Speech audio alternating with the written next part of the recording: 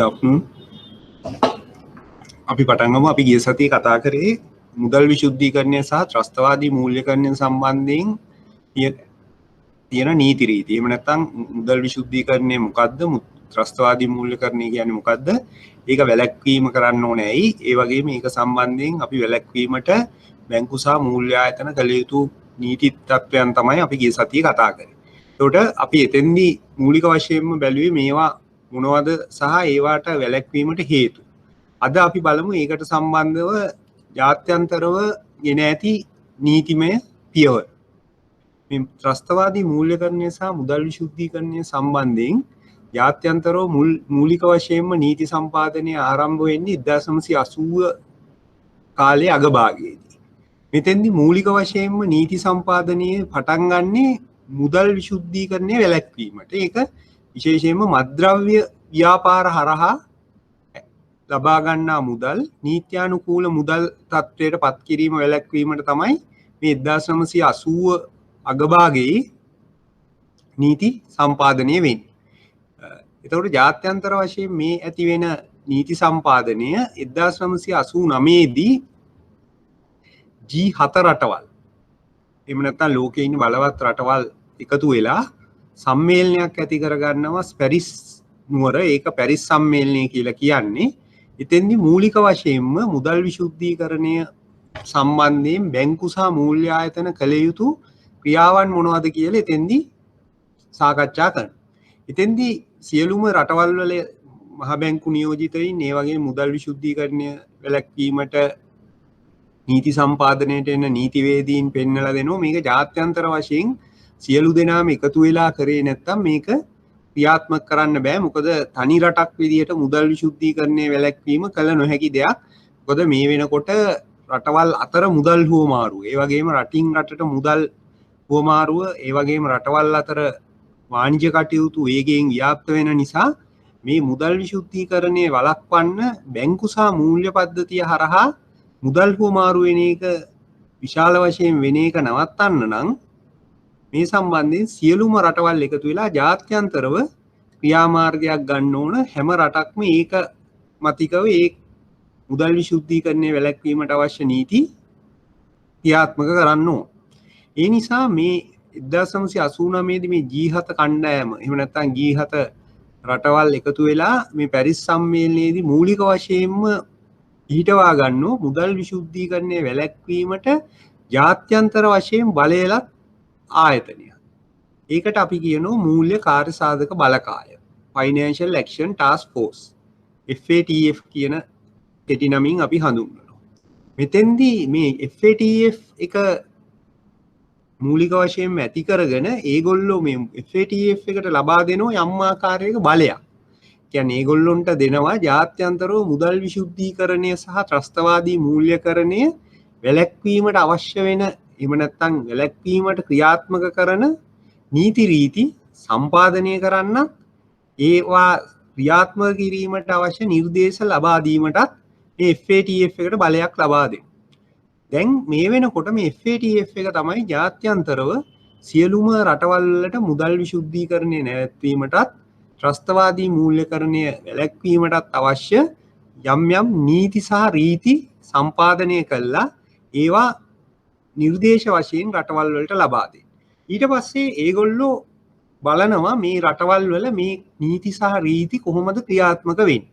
ඊට පස්සේ ඒගොල්ලෝ තීරණය ගන්නවා මේ රටවල් වල මුදල් විශුද්ධීකරණයට එහෙම නැත්නම් ත්‍රස්තවාදී මූල්‍යකරණයට අවශ්‍ය ජාත්‍යන්තර නීති දේශීය වශයෙන් කොහොමද ක්‍රියාත්මක වෙන්නේ. ඒවා ක්‍රියාත්මක වීමේදී ඔවුන් ඒ රටවල් දක්වන සැලකිල්ල මත ඒ රටවල් වල මුදල් විශුද්ධීකරණය එහෙම නැත්නම් ත්‍රස්තවාදී මූල්‍යකරණය සම්බන්ධයෙන් යම් ආකාරයක රටවල් වල තත්ත්වය පිළිබඳ විශ්ලේෂණයක් කරලා ඒ රටවල් වලට දෙනවා රෑන්කයක් වගේ එකක්. එහෙම නැත්නම් ඒ රටවල් වලට ලබා දෙනවා මුදල් විශුද්ධීකරණය හොඳ පැත්තට වෙනවා නම් රටක ඒ රටවල් මුදල් විශුද්ධීකරණ නීති මුදල් විශුද්ධීකරණය වැළැක්වීම නිවැරදි ආකාරයට සිද්ධ වෙනවා නම් ඒ රටවල් වලට මුදල් විශුද්ධීකරණය වැළැක්වීමේ නීති රීති අනුගත වෙච්ච රටවල් වශයෙන් නම් කරලා ඒ රටවල් වඩා හොඳ රටවල් වශයෙන් එහෙම නැත්නම් අවම අවදානමකින් යුත් රටවල් වශයෙන් නම් කරනවා. ඊට පස්සේ තවත් රටවල් කණ්ඩායමක් මේගොල්ලෝ මැදි අවදානම් සහිත රටවල්. එහෙම නැත්නම් අපි කියනවා ග්‍රේ ලිස්ට් එක. අර පළවෙනි අය සුදු ලයිස්තුව එහෙම නැත්නම් වයිට් ලිස්ට් එක මැද ලිස්ට් එකට ග්‍රේ ලිස්ට් එක කියලා කියනවා. එහෙම නැත්නම් අලු ලයිස්තුව කියලා කියන්නේ මුදල් විශුද්ධීකරණය සහ ත්‍රස්තවාදී මූල්‍යකරණය වැළැක්වීමට අවශ්‍ය ජාත්‍යන්තර නීති රීති යම් ආකාරයකට ක්‍රියාත්මක වෙනවා. නමුත් ඒකේ තියෙනවා යම් දුර්වලතාවයන්. ඒ නිසා මේ රටවල් හරහා මුදල් විශුද්ධීකරණය හෝ ත්‍රස්තවාදී මූල්‍යකරණය සිදුවේ හැකි කියන තත්ත්වයක් මත තමයි මේ අලු ලයිස්තුව කියන එක පිළියෙල කරන්නේ. ඊට පස්සේ තවත් ලයිස්තුවක් එහෙම නැත්නම් බ්ලැක් ලිස්ට් එක එහෙම නැත්නම් අධි අවදානම් රටවල් එහෙම නැත්නම් කළු ලයිස්තුව කියලා එකක් නම් කරනවා මේ ත්‍රස්ත මූල්‍යකාර සාධක බලකාය විසින් ඒ රටවල් වල මුදල් විශුද්ධීකරණය සහ ත්‍රස්තවාදී මූල්‍යකරණය වැළැක්වීමට ගෙන ඇති පියවර ඉතා අවමයි. එහෙම නැත්නම් මෙම රටවල් වල මේ මුදල් විශුද්ධීකරණය හෝ ත්‍රස්තවාදී මූල්‍යකරණය වැළැක්වීමට පියවර ගෙන නැහැ වගේ. එතකොට එවැනි රටවල් අධි අවදානම් සහිත රටවල් ලෙස නම් කරනවා. එවැනි රටකින් වෙනත් රටකට මුදලක් හුවමාරු වෙනකොට නැත්නම් යම් ආකාරයක භාණ්ඩයක් හුවමාරු වෙනකොට එහෙම නැත්නම් වාණිජ්‍ය ගනුදෙනුවක් සිද්ධ වෙනකොට අර අධි අවදානම් රටවල් සම්බන්ධයෙන් අනිත් රටවල් දක්වන්නේ යම් ආකාරයක ඍණාත්මක තත්ත්වයක්. එහෙම නැත්නම් එම රටවල් සමග ගනුදෙනු කිරීමට යම් මැලිකමක් දක්වනවා අර මුදල් විශුද්ධීකරණය එහෙම නැත්නම් ත්‍රස්තවාදී මූල්‍යකරණය වැළැක්වීමට අවශ්‍ය නීති ඒ ආකාරයටම අනුගමනය කරන රටවල්. එතකොට මේ රටක් කළු ලයිස්තුවට යනවා කියන්නේ ඒක විශාල වශයෙන් රටට අවාසි. සමහර වෙලාවට රටත් එක්ක මූල්‍ය ගනුදෙනු එහෙම නැත්නම් වාණිජ්‍ය ගනුදෙනු කිරීමට අනිත් රටවල් තහනම් කරන්න පුළුවන්. එහෙම නැත්නම් වෙනත් රටක් මෙවැනි රටක් සමග ගනුදෙනු කිරීමේදී අධික කොන්දේසි දාන්න පුළුවන් ඒ රටට. මෙන්න මේ ටික කම්ප්ලයි වෙනකන් අපිට ඕගොල්ලෝ එක ගනුදෙනු කරන්න බෑ. ඒ නිසා තමයි මේ රටක් ජාත්‍යන්තර වශයෙන් මුදල් විශුද්ධීකරණය එහෙම නැත්නම් ත්‍රස්තවාදී මූල්‍යකරණය වැළැක්වීමට අවශ්‍ය නීති රට තුල සම්පාදනය කළා ජාත්‍යන්තර වශයෙන් තියෙන රීතීන් සහ ජාත්‍යන්තර නීතිවලට අනුගතව රට තුල ක්‍රියාත්මක කළා. එම නීති යම් ආකාරයකට හොඳ තත්ත්වයක් නිර්මාණය කිරීමෙන් රටට පුළුවන් සුදු ලයිස්තුව එහෙම නැත්නම් මුදල් විශුද්ධීකරණය සහ ත්‍රස්තවාදී මූල්‍යකරණය වැළැක්වන ලයිස්තුවේ රැඳෙමින් උන්ට ජාත්‍යන්තර වශයෙන් ව්‍යාපාරවලට පහසුවෙන් යෙදෙන්න. එහෙම නැති වෙලාවක එහෙම නැත්නම් අලු ලයිස්තුවට හරි කළු ලයිස්තුවට හරි ඒ කියන්නේ ග්‍රේ ලිස්ට් එකට හරි බ්ලැක් ලිස්ට් එකට හරි රටක් නම් කරොත් අනිත් රටවල් මේ රටවල් එක්ක ගනුදෙනු කිරීමේදී එහෙම නැත්නම් ව්‍යාපාර කිරීමේදී යම් වාණිජ්‍ය කාර්යයක් කරනකොට ඒගොල්ලෝ දෙවරක් හිතනවා මේ රටත් එක්ක මේ මුදල් ගනුදෙනුව කරලා එහෙම නැත්නම් වාණිජ්‍ය කටයුත්ත කරලා ලැබෙන මුදල් විශුද්ධීකරණයෙන් ඉපෙවූ මුදලක්ද එහෙම වුණොත් ඒක ඒ රටට බලපෑමක් වෙනවා. ඒ නිසා තමයි මෙවැනි රටවල් සමග අනිත් අවම අවදානමකින් යුත් රටවල් මූල්‍ය ගනුදෙනු කිරීමට යම් මැලිකමක් දක්වන්නේ. ඒ නිසා තමයි අපි රටක් විදිහට මේ මූල්‍ය කාර්ය සාධක බලකාය එහෙම නැත්නම් ෆයිනෑන්ෂල් ඇක්ෂන් ටාස්ක් ෆෝස් එක ලබා දී ඇති නිර්දේශ රට තුල ඒ ආකාරයට ඉටු කරන්න උත්සාහ කරන්නේ. එහෙම රට තුල ඒවා නිර්ණායක නිවැරදිව ක්‍රියාත්මක කිරීමෙන් අපිට පුළුවන් රට මුදල් විශුද්ධීකරණයට නැත්නම් ත්‍රස්තවාදී මූල්‍යකරණයට එරෙහි රටක් විදිහට ජාත්‍යන්තරව අපිට යම් කිසි ආකාරයක කීර්තිනාමයක් දිනා ගන්න. අන්න එවැනි කීර්තිනාමයක් ඇති කරගත්ත මේ ආකාරයට අපිට පුළුවන් අනිත් රටවල් සමග පහසුවෙන් ගනුදෙනු කරන්න. එහෙම නැති වුණොත් අපිට යම් ආකාරයක අමතර වියදමක් දරන්න වෙනවා. එහෙම නැත්නම් සමහර වෙලාවට ඒ තවත් රටක් සමග ගනුදෙනුවක් කරනකොට එම රට අපි සමග ගනුදෙනු කිරීමට කැමති නැති වෙලා එම ගනුදෙනුව කිරීමට නොහැකි වෙන්න පුළුවන්. අන්න ඒවායින් බේරීමට අපි මූල්‍යකාර සාධක බලකාය විසින් ලබා දී ඇති නිර්ණායක අනුකූලනය වෙන්න ඕන. එවැනි තත්ත්වයක් මම ගිය සතියේ කිව්වා 2018 වගේ කාලයේදී අපිට විඳින්න වුණා. 2018 දී අපේ රට අලු ලයිස්තුවට වැටුණා මේ මුදල් විශුද්ධීකරණය සම්බන්ධයෙන් තියෙන රීති සහ නීති අපි ක්‍රියාත්මක කිරීමේ යම් පසුගාමී තත්ත්වයක් ජාත්‍යන්තරව දැක්කා. එතකොට අපේ රට යම් ආකාරයකට වැඩි අවදානමක් සහිත රටක් විදිහට නම් කරලා අපේ රට අලු ලයිස්තුගත කරා යුරෝපා සංගමය විසින්. ඒක ජාත්‍යන්තර ෆයිනෑන්ෂල් ඇක්ෂන් ටාස්ක් ෆෝස් එකකින් නෙවෙයි උනේ යුරෝපා සංගමයේ මුදල් විශුද්ධීකරණය සම්බන්ධයෙන් තියෙන ලයිස්තුවේ තමයි අපිට අලු ලයිස්තුවට ඇතුළත් කරේ. හැබැයි මූල්‍ය කාර්යසාධක බලකායත් අපිට ඒ වෙලාවේ අනතුරු ඇඟෙව්වා. ඕගොල්ලෝ මේ ලබා දී තියෙන නිර්ණායක ඒ ආකාරයට ඉටු නොකරොත් නම් එහෙම නැත්නම් යම්කිසි කාල සීමාවක් අපිට ලබා දුන්නා. ඒ කාල සීමාව ඇතුළේදී අපේ රට යම් ආකාරයකට මේ මුදල් විශුද්ධීකරණය නැවැත්වීම එහෙම නැත්නම් ත්‍රස්තවාදී මූල්‍යකරණය නැවැත්වීමට අවශ්‍ය පියවර ගත්තේ නැති වුණොත් අපේ රට අනිවාර්යයෙන්ම බ්ලැක් ලිස්ට් කරනවා. එහෙම නැත්නම් අපේ රට අධි අවදානම් සහිත රටක් විදිහට නම් කරනවා කියලා. එහෙම වුණා නම් අපිට විශාල මූල්‍ය පිරිවැයක් දරන්න වෙනවා. අමතර මූල්‍ය පිරිවැයක්. ඒ වගේම එය යම් ආකාරයකට මෙම ත්‍රස්තවාදී මූල්‍යකරණය වැළැක්වීමට සහ මුදල් විශුද්ධීකරණය නැවැත්වීමට අවශ්‍ය ක්‍රියාමාර්ග ගන්නකොට රටට විශාල මූල්‍ය පිරිවැයක් යනවා ක්‍රම දෙකකින්. එකක් තමයි ඒ කිරීමේදී සිදුවෙන වියදම. උදාහරණයක් විදිහට මේ වෙනකොට ලංකාවේ සියලුම බැංකු තමන්ගේ බිස්නස් එක එහෙම නැත්නම් ව්‍යාපාර කිරීමට වැය කරන මුදල වගේම මුදලක් වැය කරන්න ඕන මේ මුදල් විශුද්ධීකරණය වැළැක්වීමට ත්‍රස්තවාදී මූල්‍යකරණය වැළැක්වීමට. ඒ සඳහා වෙනම පරිගණක ජාල එහෙම නැත්නම් පරිගණක මෘදුකාංග යොදවන්න ඕන. ශ්‍රමය යොදවන්න ඕන. ඒවට වෙනම යුනිට්ස් හදන්න ඕන. අනුකූලන දෙපාර්තමේන්තුව කියලා දැන් ලංකාවේ තියෙන සියලුම බැංකුවල වෙනම දෙපාර්තමේන්තුවක් හදනවා.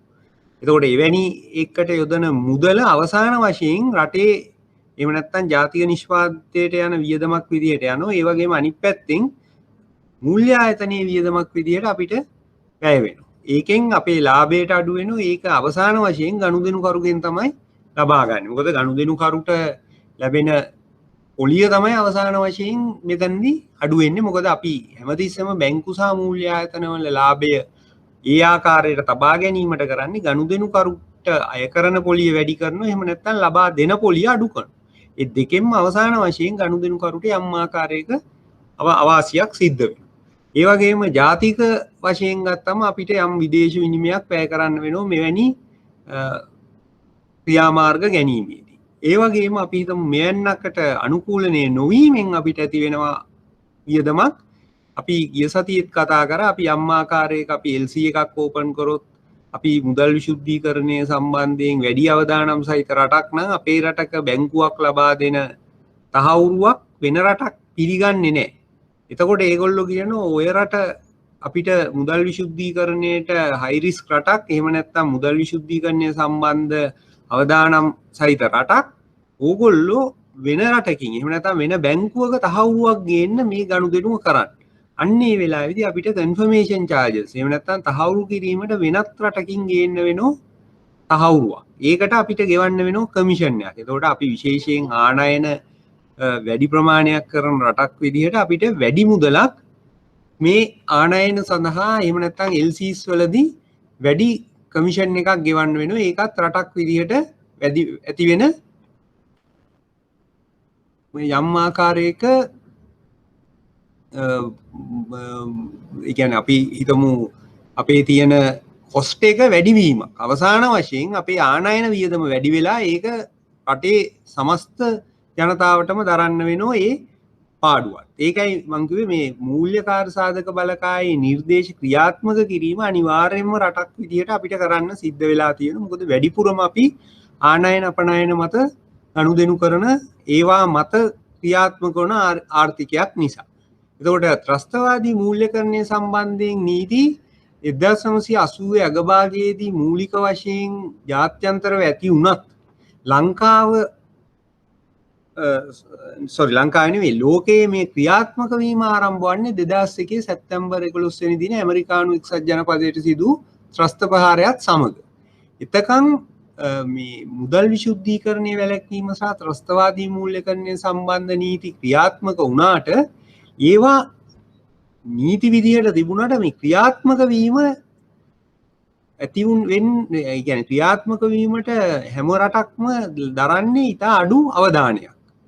සාමාන්‍යයෙන් මේ නීතියක් විදිහට තිබුණා නමුත් මේ නීතිය ක්‍රියාත්මක වෙන්නේ නැහැ. සමහර නීති ලංකාවෙත් තියෙන්නේ. නීති පොතේ තියෙනවා මේ නීති විරෝධී කියලා. නමුත් අපි ඒක 100%ක්ම ඊට අනුගත වෙනවද කියලා බලන්නේ. හැබැයි සමහර කාලවලදී අපේ රටේ මේ ඇතම් නීති තදින්ම ක්‍රියාත්මක කරනවා. සමහර වෙලාවල් වලට ඒ නීතියේ තියෙන වැරද්දක්. නමුත් ඒ වැරද්ද පොලිසියෙන් එහෙම නැත්නම් වෙනත් නීතිය ක්‍රියාත්මක කරන ආයතනයක් එලවල බලන්නේ නැහැ. අන්න ඒ වගේ තත්ත්වයක් තමයි ජාත්‍යන්තරව තිබ්බේ. මුදල් විශුද්ධීකරණය සහ ත්‍රස්තවාදී මූල්‍යකරණය සම්බන්ධයෙන් නීති තිබුණා 1980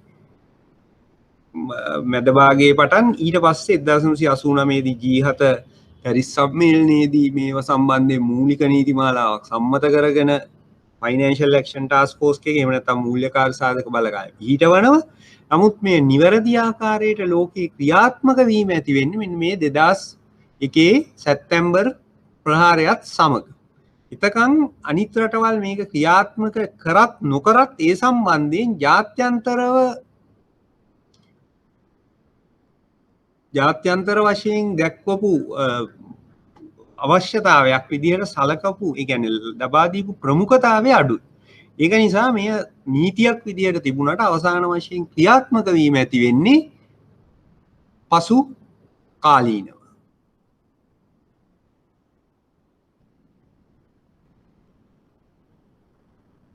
මේ නෝට් එක හරියට හොයාගන්න බැරි වෙලා රයිට් ඕකේ.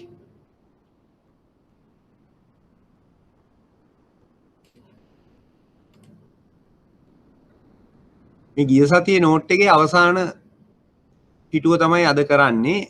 මොකද අපිට ඒක සම්පූර්ණ කරන්න බැරි වුණා. ඊගාව මේක අවසන් වුණාට පස්සේ අපිට ඒ නෝට් එකට එන්න පුළුවන්. අද ඒකට. right. ඊට පස්සේ අපිට තියෙන්නේ මේ ත්‍රස්තවාදී මූල්‍යකරණයට සහ මුදල් විශුද්ධීකරණය සම්බන්ධයෙන් මේ ජාත්‍යන්තරව ඇති කරගත්ත එකඟතාවයන් ඒ සම්මුතීන් වලට අනුව දේශීයව කොහොමද මේ ක්‍රියාත්මක කරන්නේ, එහෙම නැත්නම් ලංකාවේ ඇති වෙලා තියෙන නීති තත්ත්වය කොහොමද කියලා බලන්න ඕන. මේ සඳහා ලංකාවේ මූලික වශයෙන් 53ක් ක්‍රියාත්මක කරනවා. එහෙම නැත්නම් 53ක් සම්මත කරනවා. මේ 53 මතක තියාගන්න. මේවා නම්බර්ස් එක්කම නම් එක්කම මේවයි තියෙන වගන්ති වල නම්බර්ස් පවා මතක තියාගන්න ඕන. මොකද මං කිව්වා මේක ලකුණු 20ක ප්‍රශ්නයක්. සමහර වෙලාවට 24ක් 22ක් වගේ එන්නත් පුළුවන්. කෙටි ප්‍රශ්නත් එන්න පුළුවන් මේ සම්බන්ධයෙන් ලකුණු 20 අමතරව. එතකොට මේ ලකුණු 22කට වගේ ටාගට් කරන් 20කට අවම වශයෙන් හිතාගෙන හොඳට පාඩම් කරන්න. එතකොට 22ක් ලැබෙන්නත් පුළුවන්. එතකොට මේවයි 50 වල අංක පවා 90 අංක. එහෙම නැත්නම් 50 අංකයේ පමණක් නෙවෙයි 50 වල වගන්ති වල අංක පවා මතක තියාගන්න වෙනවා. එතකොට මේ 53 මූලික වශයෙන් බැලුවොත් පළවෙනි එක තමයි 2005 අංක 25 දරන ත්‍රස්තවාදීන්ට මුදල් සැපීම මැඩපැත්වීමේ සම්මුති පනත. දෙවැනි එක 2006 අංක 5 දරන මුදල් විශුද්ධීකරණය වැළැක්වීමේ පනත. තුන්වෙනි එක 2006 අංක 6 දරන මූල්‍ය ගනුදෙනු වාර්තා කරන පනත. එතකොට මේ 53 මගින් ලබා දෙන නීතිය තමයි අද වෙනකොට ලංකාවේ ත්‍රස්තවාදී මූල්‍යකරණය සහ මුදල් විශුද්ධීකරණය වැළැක්වීමට ලංකාවේ තියෙන නීති තත්ත්වය. එතකොට 2005 අංක 25 දරන ත්‍රස්තවාදීන්ට මුදල් සැපීමේ මැඩපැවැත්වීමේ සම්මුති පනත කියන නම කියනකොටම අපිට තේරෙනවා මේක ත්‍රස්තවාදී මූල්‍යකරණය වැළැක්වීමට ලංකාවේ තියෙන පනත. 2006 අංක 5 දරන මුදල් විශුද්ධීකරණය වැළැක්වීමේ පනත නමින්ම තේරෙනවා මේ මුදල් විශුද්ධීකරණය වැළැක්වීමට ලංකාවේ තියෙන පනත. 2006 අංක 6 දරන මූල්‍ය ගනුදෙනු වාර්තා කරන පනත කියන එක නම විදිහට ගත්තම මේක එකපාරටම තේරෙන්නේ නැහැ මොකක්ද සම්බන්ධයෙන්ද මේ පනත ඇති වෙන්නේ. නමුත් මේ පනතෙන් තමයි මේ 2005 අංක 25 සහ 2006 අංක 5 දරන මුදල් විශුද්ධීකරණය වැළැක්වීමේ පනත් දෙකේ ක්‍රියාත්මක වීමේ ක්‍රියාපටිපාටිය තියෙන්නේ මේ 2006 අංක 6 දරන මූල්‍ය ගනුදෙනු වාර්තා කරන පනතේ. එහෙම නැත්නම් මේ ඉහත කියපු ත්‍රස්තවාදී මූල්‍යකරණය සහ මුදල් විශුද්ධීකරණය වැළැක්වීමට අදාළ නීති දෙක ක්‍රියාත්මක කිරීමට අවශ්‍ය වෙන ක්‍රියාමාර්ග ගන්න තමයි මේ යට පනත. එහෙම නැත්නම් 2006 අංක 6 දරන මූල්‍ය ගනුදෙනු වාර්තා කරන පනත යොදා ගන්න. එතකොට 2006 අංක 6 දරන මූල්‍ය ගනුදෙනු වාර්තා කරන පනතෙන් ලංකාවේ මුදල් විශුද්ධීකරණය සහ ත්‍රස්තවාදී මූල්‍යකරණය වැළැක්වීමට අවශ්‍ය බලයලත් ආයතන. එහෙම නැත්නම් අපි කියනවා මූල්‍ය බුද්ධි ඒකකය. Financial Intelligence Unit Financial Intelligence Unit FIU.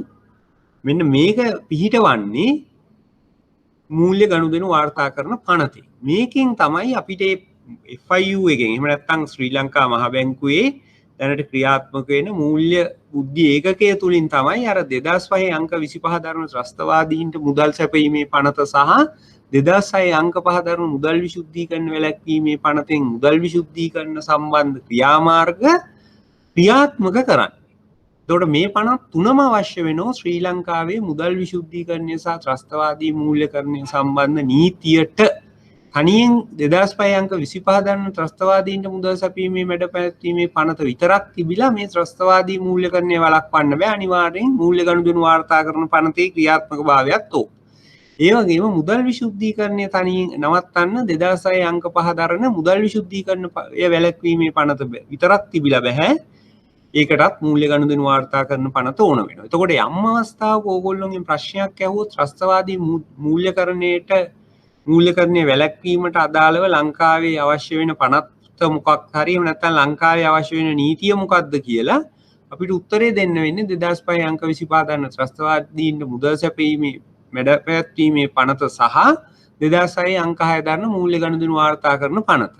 ඒ වගේම ඇහුවොත් මුදල් විශුද්ධීකරණයේ වැළැක්වීමට ලංකාවේ තියෙන නීතිය මොකක්ද කියලා ඒකෙදිත් අපිට කියන්න වෙනවා 2006 අංක 5 දරන මුදල් විශුද්ධීකරණයේ වැළැක්වීමේ පනත සහ 2006 අංක 5 දරන මූල්‍ය ගනුදෙනු වාර්තා කරන පනත කියලා. මොකද මේ තුන තනියෙන් එකක් තිබ්බට බෑ මේ හැමතිස්සෙම ත්‍රස්තවාදී මූල්‍යකරණයේ වැළැක්වීමට 2005 අංක 25 සහ 2006 අංක 6 ඕන.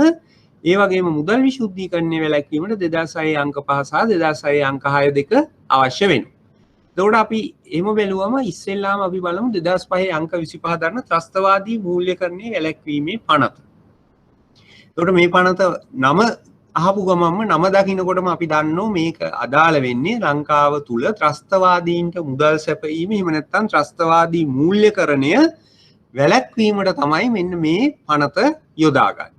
ඒතකොට නමේම තියෙනවා මේ පනත මොකක් සඳහාද මේක යොදාගන්නේ කියලා. ඊට පස්සේ අපි බලමු මේ පනතේ තියෙන තුන්වෙනි වගන්තිය අනුව කොහොමද මේ ත්‍රස්තවාදී මූල්‍යකරණ වරද කියන එක අර්ථ දක්වලා තියෙන්නේ. මේ පනතේ තුන්වෙනි වගන්තිය අනුව කියන්නේ යම් මාර්ගයකින් ඍජුව හෝ අක්‍රම නීති විරෝධී ලෙස හිතාමතාම අරමුදල් සපයන එකතු කරන එය ත්‍රස්තවාදීන්ට හෝ ත්‍රස්ත සංවිධාන වලට මුදල් සැපීමේ වරද සිදු කරන හෝ ඊට තැත් කරන ඊට ආධාර අනුබල දෙන හෝ එම ක්‍රියාව සිදු කිරීමට සහාය වෙමින් පොදු අරමුණින් ක්‍රියා කරන පුද්ගලයෙකු මේ වරදට වරදකරු වේ. එතකොට මේ වරද කරන්න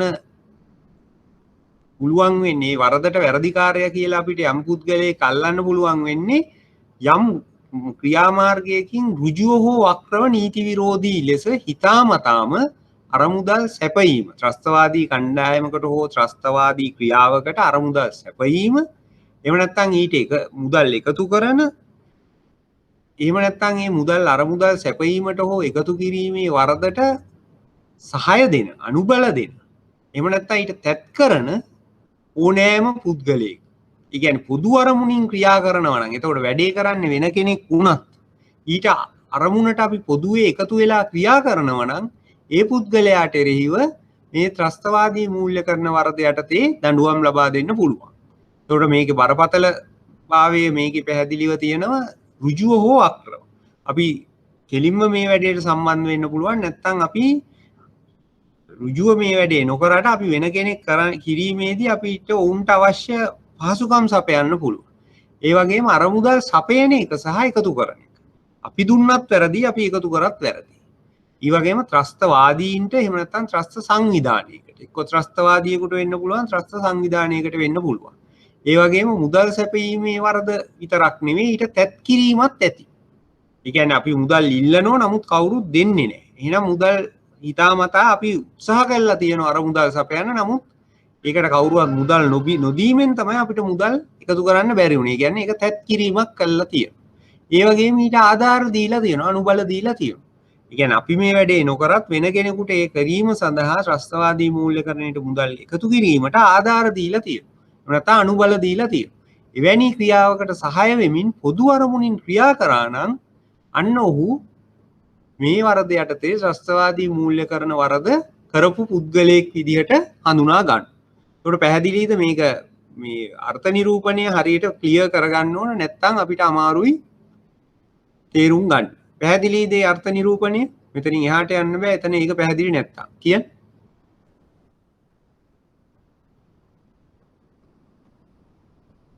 තේරුණාද?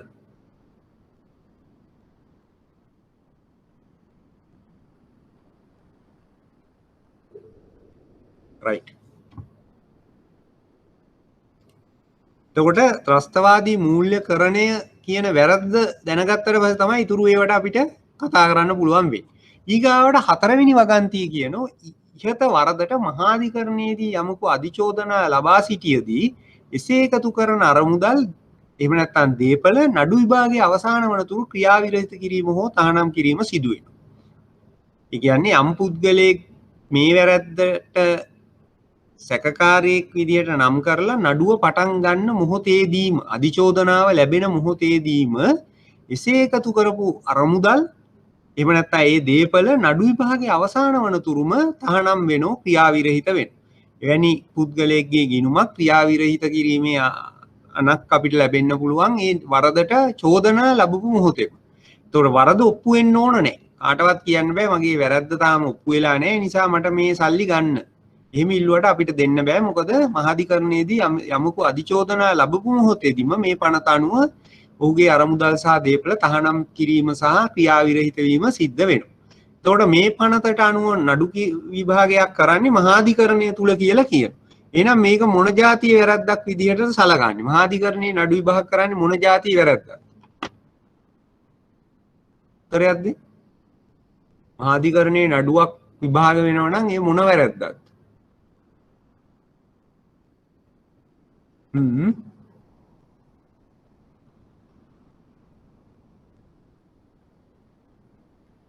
ඔව්. ක්‍රිමිනල් එහෙම නැත්නම් අපරාධ හරි. එතකොට අපරාධ නඩුවක සහ සිවිල් නඩුවක වෙනස ඕගොල්ලෝට මතකද? කියන්න බලන්න වෙනස්කම්. අපරාධ වැරද්දක් සහ සිවිල් වැරද්දක තියෙන වෙනස්කම් කියන්න. පහක් කියන්න. දැන් විභාගයේ තියෙන දිනෙත් දන්නවනේ නේ දැන් පාඩම් කරන්න තව කල් තියෙනවනේ නොවැම්බර් තියෙනවා කිව්වනේ. දැන් මාස දෙකක්ම තියෙනවා. කියන්න බෑ මොනවද තියෙන වෙනස්කම් කිය?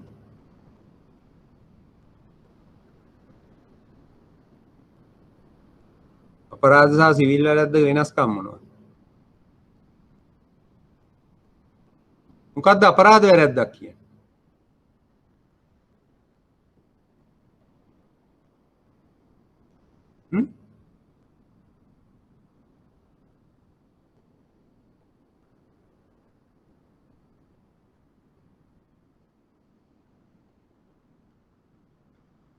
ඒ ඇති වෙන තත්වේනේ නොසැලකිල්ල සහ සාවද්‍ය ක්‍රියාව එහෙම නැත්නම් චිත්තය කියන එක අපි සාවද්‍ය චිත්තය හොයන්නේ. අපි නිකම් බැලුවොත් අපරාධ වැරද්දක් කියන එක සහ සිවිල් වැරද්දක් කියන එකේ වෙනස කොතනද හොයන්නේ? සරලවම ගත්තොත්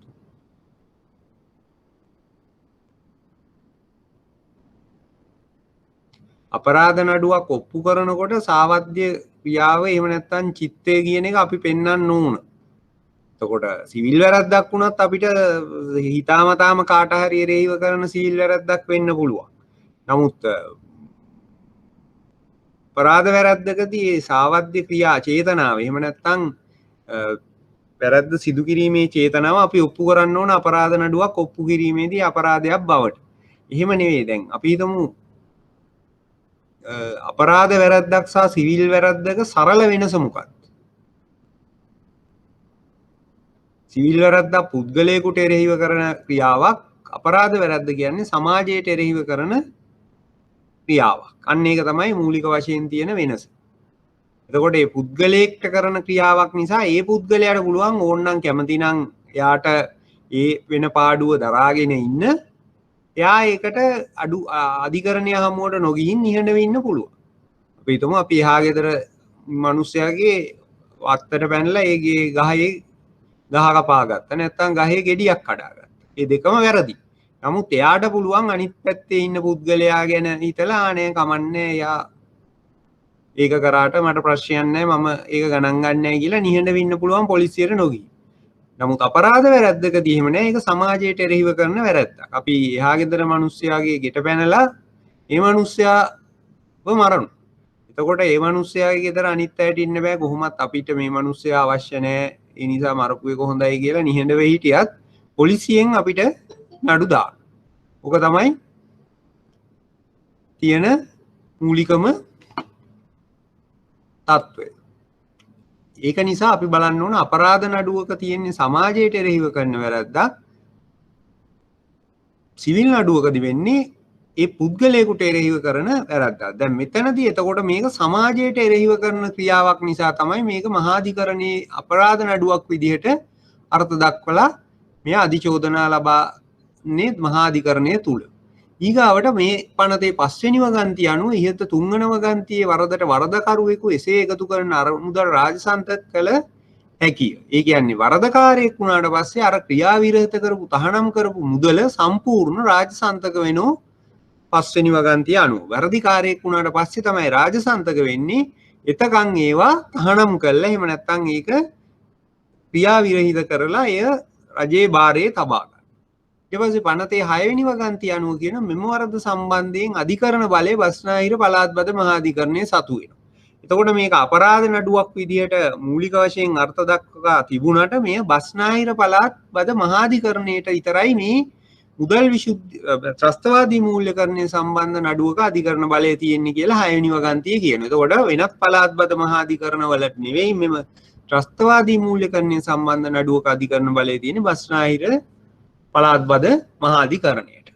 එතකොට යම් පුද්ගලයෙක් මේ වරද කරන්නේ රටින් පිට වුණත් මේ පුද්ගලයා ලංකාවේ පුරවැසියෙක් නම් ලංකාවේ සිටී නම් එහෙම නැත්නම් ශ්‍රී ලංකාවේ ලියාපදිංචි නැවක හෝ ගුවන් යානයක මේ වරද සිද්ධ කරලා තියෙනවා නම් ඒක මේ ශ්‍රී ලංකාවේ සිදු වාසයේ සලකලා නීතිය ක්‍රියාත්මක කරනවා. එතකොට යම්කිසි පුද්ගලයෙක් මේ ත්‍රස්තවාදී මූල්‍යකරණය සිද්ධ කරන්නේ ලංකාවෙන් පිටත ඉඳලා වුණත් එයාට ඒ ලංකාවෙන් පිටත ඉඳීමෙන් අධිකරණ බලයක් නැහැ අපිට විරුද්ධව නඩු දාන්න කියලා කියන්න බෑ. මොකද මේ පුද්ගලයා ලංකාවේ දැනට ඉන්නවා නම් එයා මේ මුදල් එකතු කිරීම ත්‍රස්තවාදීන්ට මුදල් එකතු කිරීම ලංකාවෙන් එළිය කරා වුණා.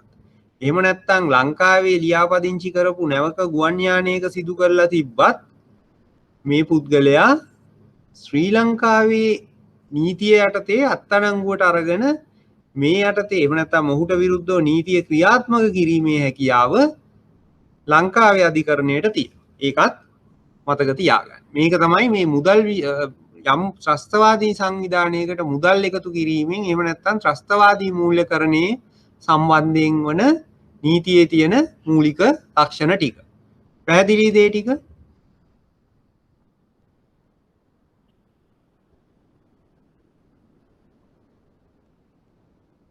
මොකද අයිවිට්නස් තියෙන්නේ අපරාධ නඩුවල විතරක් කියලා කියන්නේ. සාක්ෂි අයිවිට්නස් ඒක අපරාධ සිවිල් කියලා ප්‍රශ්නයක් නැහැ. සාක්ෂි ලබා ගැනීම පොදුයි දෙකටම. ඉතින්දි මේක මේ අපරාධ නඩුවක හරි සිවිල් නඩුවක හරි වෙනසක් විදියට මේ සාක්ෂි කියන එක එහෙම නැත්නම් ඇසෙන් දුටු සාක්ෂි කියන එක ක්‍රියාත්මක වෙන්නේ නැහැ. ඒක සාක්ෂිය දෙපැත්තටම දෙකටම යොදා ගන්න. ඒක සාක්ෂිය තීරණය වෙන්නේ කොච්චර ඒ කියන්නේ සාක්ෂියේ බර එහෙම නැත්නම් සාක්ෂිය කොච්චර වැදගත්ද කියන එක තීරණය වෙන්නේ ඒ ඇහෙන් දැකලාද එහෙම නැත්නම් ඒ තියෙන බලපෑම මත. එහෙම නැතුව මේක අපරාධ නඩුවට පමණක් අදාළ වෙන්නේ එකක් නෙවෙයි. රයිට් මේ කියපු ටික තේරුණාද? ත්‍රස්තවාදී මූල්‍යකරණය සම්බන්ධ නීතිය අපිට ඊගාව එකට යන්න පුළුවන්. ඔබට ඒක තේරුණා නම්. Clear? Right.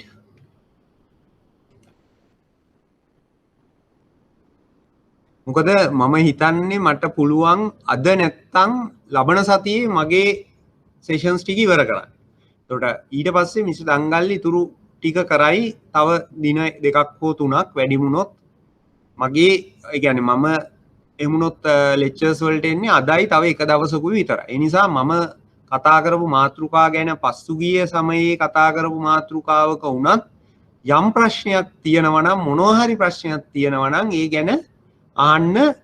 එතකොට අපිට පුළුවන් ඒ සම්බන්ධයෙන් උත්තර දෙන්න. මොකද ඔගොල්ලොන්ගේ එක්සෑම් එකට පොඩි ගැප් එකක් තියෙන නිසා ඔගොල්ලොන්ට දැන් මේ දේශන නැවත නැවත අහලා මේ සම්බන්ධයෙන් කරුණු ප්‍රශ්න නිරාකරණය කරගන්න පුළුවන්. නමුත් අපි දේශනවල කතා කරපු දෙයක ප්‍රශ්නයක් තියෙනවා නම් අපිව හම්බ වෙන්නේ එහෙම නැත්නම් අපි ඔන්ලයින් අපි දෙගොල්ලෝ හම්බ වෙන්න තියෙන්නේ තව සතියක් වගේ කාලයක්.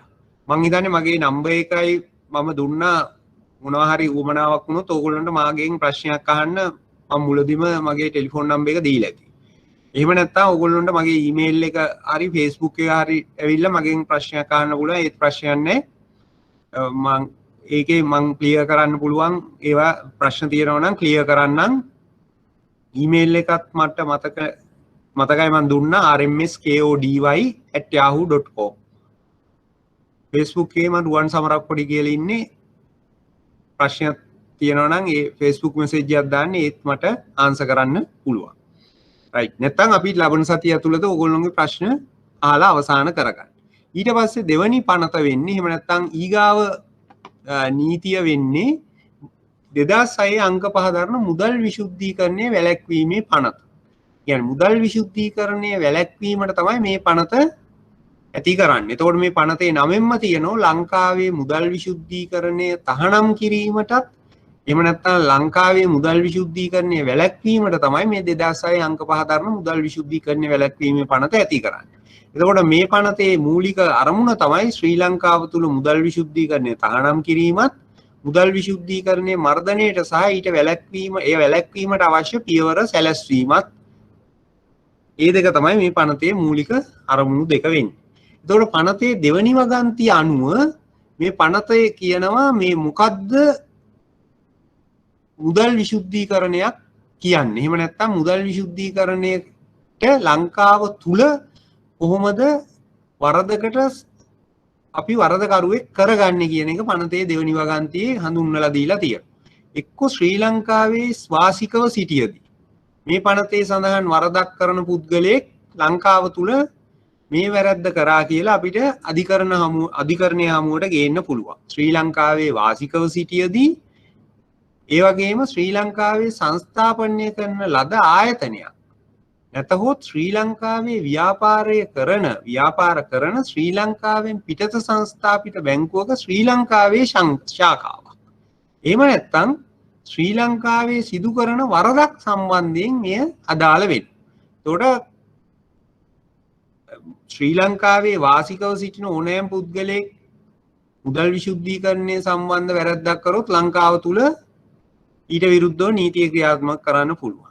ඒ වගේම ශ්‍රී ලංකාවේ සංස්ථාපනය කරන ලද ආයතනයක් යම් වැරද්දක් කරොත් මුදල් විශුද්ධීකරණය සම්බන්ධයෙන් ලංකාවේදී නීතිය ක්‍රියාත්මක කරන්න පුළුවන්.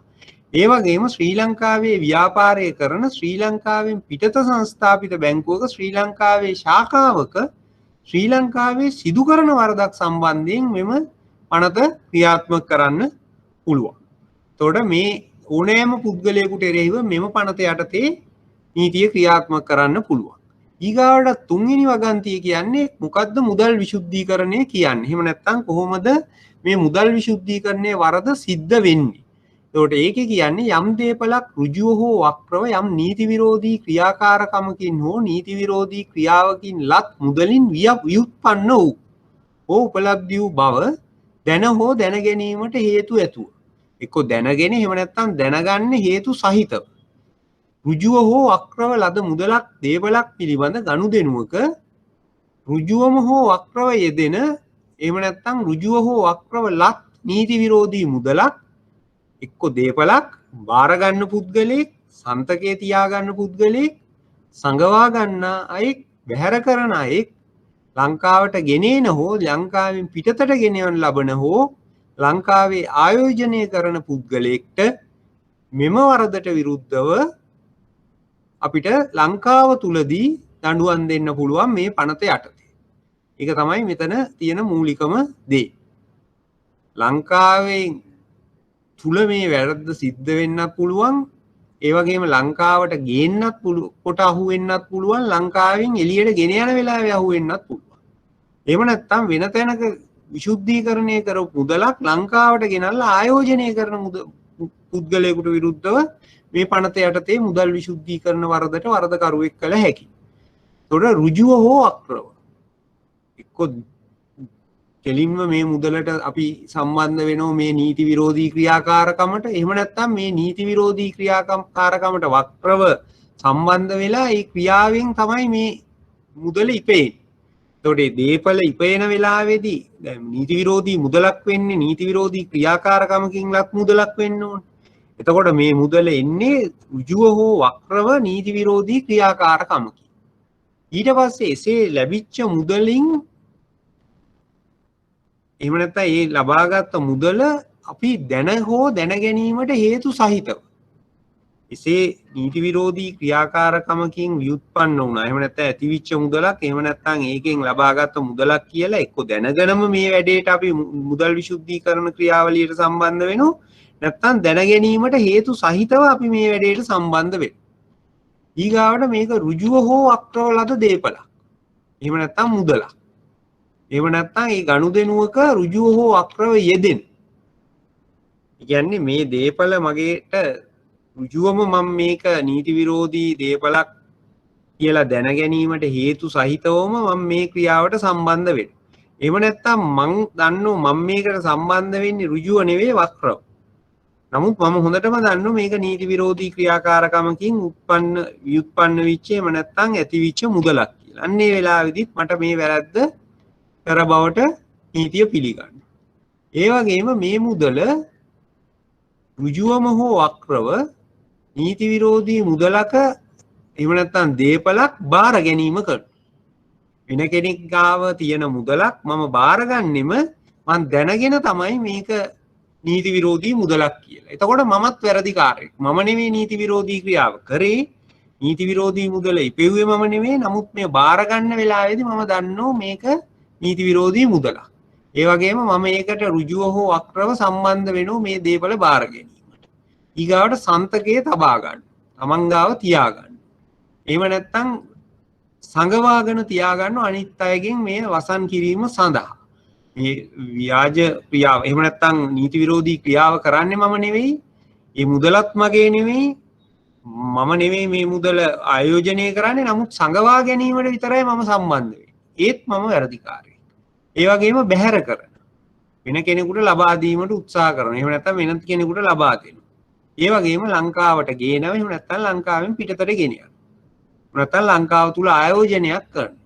මේ සියලුම ක්‍රියාකාරකම් වලට සම්බන්ධ වෙනවා නම් යම් පුද්ගලයෙක් එහෙම නැත්නම් එකකට සම්බන්ධ වෙනවා නම් මේ කියපු ක්‍රියාකාරකමකින් ඔහු මුදල් විශුද්ධීකරණයේ වරදට වරදකරුවෙක් වෙනවා. පැහැදිලි දේ ටික?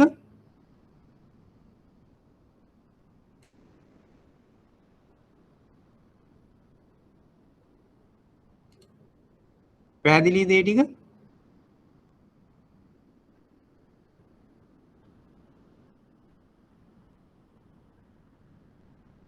මුදල් විශුද්ධීකරණ වැරද්දට වැරද්දකාරයෙක් වෙන්නේ කවුද කියන එක තමයි ඉස්සෙල්ලා බලා ගන්න ඕනේ. ඒක පැහැදිලි නැත්නම් ඊට ඉස්සරහට යන්න බෑ. පැහැදිලි? right. ඊට පස්සේ කියන්නේ එසේ වැරදිකාරයෙක් වුණොත් එවැනි පුද්ගලයෙකුට මහාධිකරණ නඩු විභාගයකින් පසු වරදකරු කරන තෙක් එම දේපලේ වටිනාකමට නොඅඩු දේපලේ වටිනාකමෙන් 3 ගුණයකට නොවැඩි දඩයකට හා හෝ වසර 5කට නොඅඩු වසර 20කට නොවැඩි බරපතල වැඩ සහිත සිත දඬුවමකට හෝ එම දඬුවම් දෙකටම යටත් කළ හැකියි. එවැනි වරදකරුවෙක් විච්ච එක්කෙනෙක්ට ලැබෙන දඬුවම තමයි මේ දක්වලා තියෙන්නේ. දඬුවම තමයි ඒ නීති මේ මුදල් විශුද්ධීකරණයට සම්බන්ධ දේපලේ එහෙම නැත්නම් මුදලේ වටිනාකමට නොඅඩු එහෙම නැත්නම් මෙවැනි දේපලේ වටිනාකම එහෙම මුදලේ වටිනාකමෙන් 3 ගුණයකට නොවැඩි දඩයක්. එතකොට මුදල් විශුද්ධීකරණය කරේ මිලියනයක් නම් එයාගේ දඩය මිලියනයට වඩා නොඅඩු මිලියන 3කට වඩා නොවැඩි. මොකද මේ දේපලේ වටිනාකමට නොඅඩු දඩයක් ගහන්න පුළුවන්. හැබැයි මේ දඩේ උපරිම වටිනාකම අර මුදල් විශුද්ධීකරණයෙන් 3 ගුණයක්. එතකොට මිලියනයක් නම් ඔහුගේ විශුද්ධීකරණ වටිනාකම විශුද්ධීකරණ කළ මුදලේ වටිනාකම ඒ වගේ 3 ගුණයක්. මිලියන 3ක්.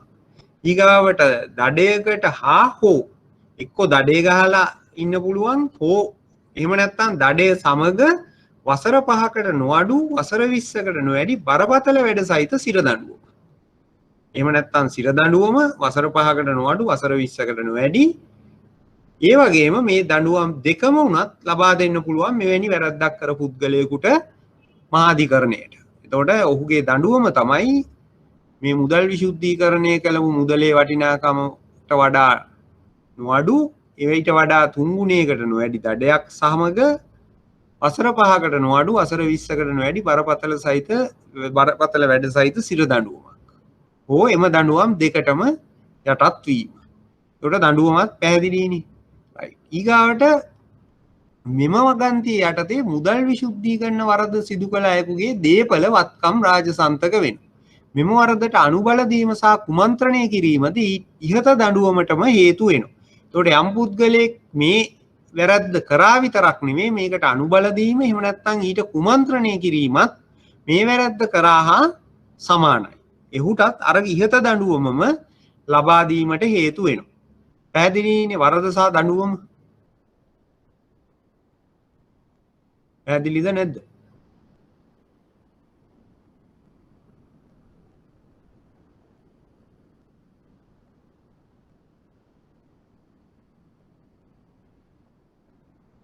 පැහැදිලි නැද්ද? පැහැදිලි නැති අය කියන්නේ නම් ක්ලියර් කවුරුත් කියන්නේ නැහැ කියන්නේ මොනවා හරි පොඩි ප්‍රශ්න තියෙනවද? right. දැන් මේ පනත සාමාන්‍යයෙන් සමහර පනත්වල තියෙන අර වචන යොදලා තියෙන ආකාරය ටිකක් පැහැදිලි මදි හින්දා තමයි මම මේ හැම වාක්‍යයකින්ම පස්සේ අහන්නේ. එතකොට ඕගොල්ලෝ එකින් එක යනකොටම පැහැදිලි වෙන්නේ නැතුව ගියොත් ඊට පස්සේ ඒවා තේරෙන්නේ නැති වෙනවා. ඊගාවට පනතේ 4 වෙනි වගන්තිය කියන්නේ යම් තැනැත්තෙක් අත්කරගෙන ඇති නිශ්චල හෝ චංචල දීපලක් එම තැනැත්තාගේ ප්‍රකට ආදායම් මාර්ගයේ ලැබීම් වලින් ඉපැයූ දීපලක් නොවන්නේ නම් එහෙම නැත්නම් නොවිය හැකි දීපලක් නම් එය ප්‍රතිවිරුද්ධ තත්ත්වයක් යටතේ ඔප්පු කරන තෙක් එම දීපල ඍජුව හෝ අක්‍රම නීති විරෝධී ක්‍රියාකාරකමකින් ඉපැයූ ලෙස සලකන අතර එය මේ පනත යටතේ නඩු කටයුත්තකට හේතු වෙනවා. එතකොට 4 වෙනි වගන්තිය කියලා කියන්නේ යම් පුද්ගලයෙක්ගේ ආදායමක් දැන් මගේ ගාව තියෙන මුදලක් එතකොට අධිකරණයේ පූර්ව නිගමනය තමයි මේක මගේ ප්‍රකට ආදායම් මාර්ගයෙන් එන එකක් නෙවෙයි කියලා පැහැදිලිව පේනවනම් මම ඒක ඔප්පු කරන්න ඕන නෑ මේක නීත්‍යානුකූල ක්‍රමයකින් මං හොයාගත්තා.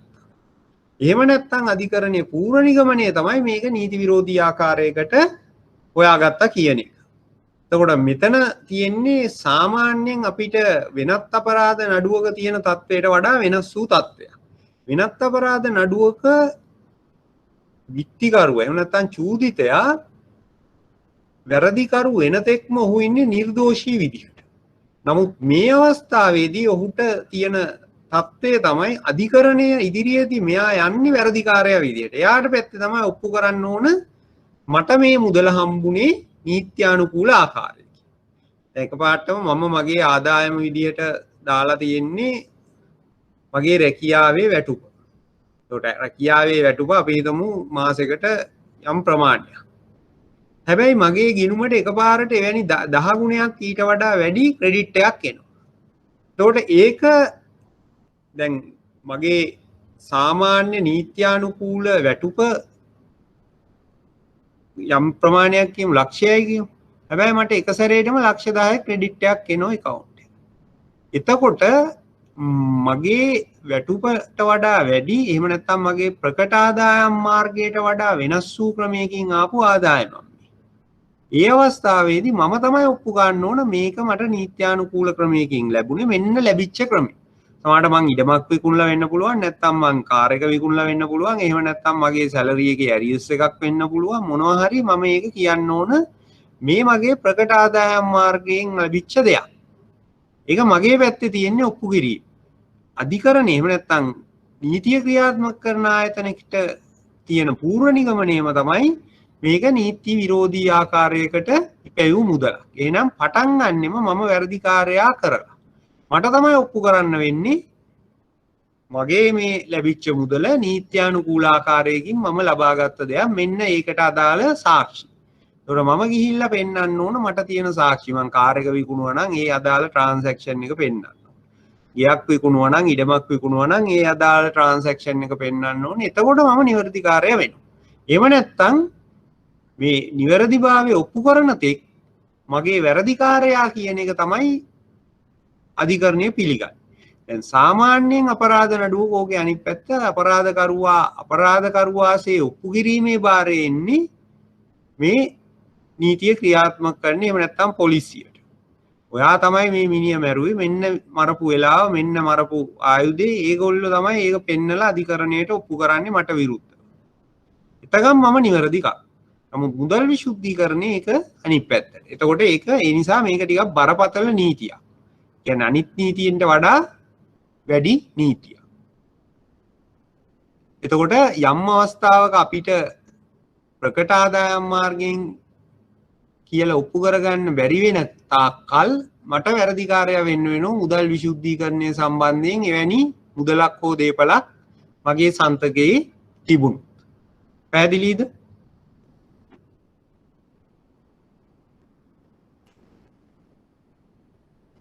හරිද? ඒ ක්ලියර්ද? මම වගන්තිය ක්ලියර් දානවා නිදි කට්ටියට නම් උත්තර දෙන්න බැරි. හරි. එක්කෙනෙක් නැගිටලා ඉන්නවනේ ඇති. ඊට පස්සේ අනතේ පස්වෙනි වගන්තිය. ඒක ඉතා වැදගත් අපිට. ඒ කියන්නේ මූල්‍ය ආයතනයක එහෙම නැත්නම් බැංකුවක ක්‍රියා කරන පුද්ගලයෙකුට අදාළ වෙන සුවිශේෂී වගන්තියක් තමයි පනතේ පස්වෙනි වගන්තිය. ඒ කියන පනතේ පස්වෙනි වගන්තිය කියන්නේ යම් දේපලක් නීති විරෝධී ක්‍රියාකාරකමකින් ඉපැයූ බවට තමා කරගෙන යන කර්මාන්තයක වෘත්තියක ව්‍යාපාරයක හෝ සේවා නියුක්තියක ක්‍රියාවලියේදී තමා ලබා ගන්නා තොරතුරු වලින් දන්නා හෝ විශ්වාස කළ හැකි වන විට ඒ තැනැත්තා හැකි ඉක්මනින් එම තොරතුරු මූල්‍ය බුද්ධියකේ වෙත හෙළිදරව් කළ යුතුය. එතකොට මම මගේ ක්‍රියාවලිය එහෙම නැත්නම් මගේ රැකියාව වෘත්තීය ව්‍යාපාරය සේවා නියුක්තිය කරගෙන යන වෙලාවේදී මට ලැබෙන තොරතුරු අනුව මට පේනවා යම් මූල්‍ය මුදල් විශුද්ධීකරණයක් එහෙම නැත්නම් නීති විරෝධී ක්‍රියාකාරකමකින් ඉපෙන මුදලක් වෙනත් පුද්ගලයෙක් සතු වෙලා තියෙනවා කියලා. අන්නේ අවස්ථාවේදී අපි වහාම මේ මුදල් මූල්‍ය බුද්ධියකේ වෙත හෙළිදරව් කරන්න ඕන. එසේ හෙළිදරව් නොකරන කෙනෙක්ට එහෙම නැත්නම් එය පැහැර හරින පුද්ගලයෙකුට මහාධිකරණ නඩු විභාගයකින් පසු උපරිම රුපියල් 50000ක දඩයක් හා උපරිම මාසායක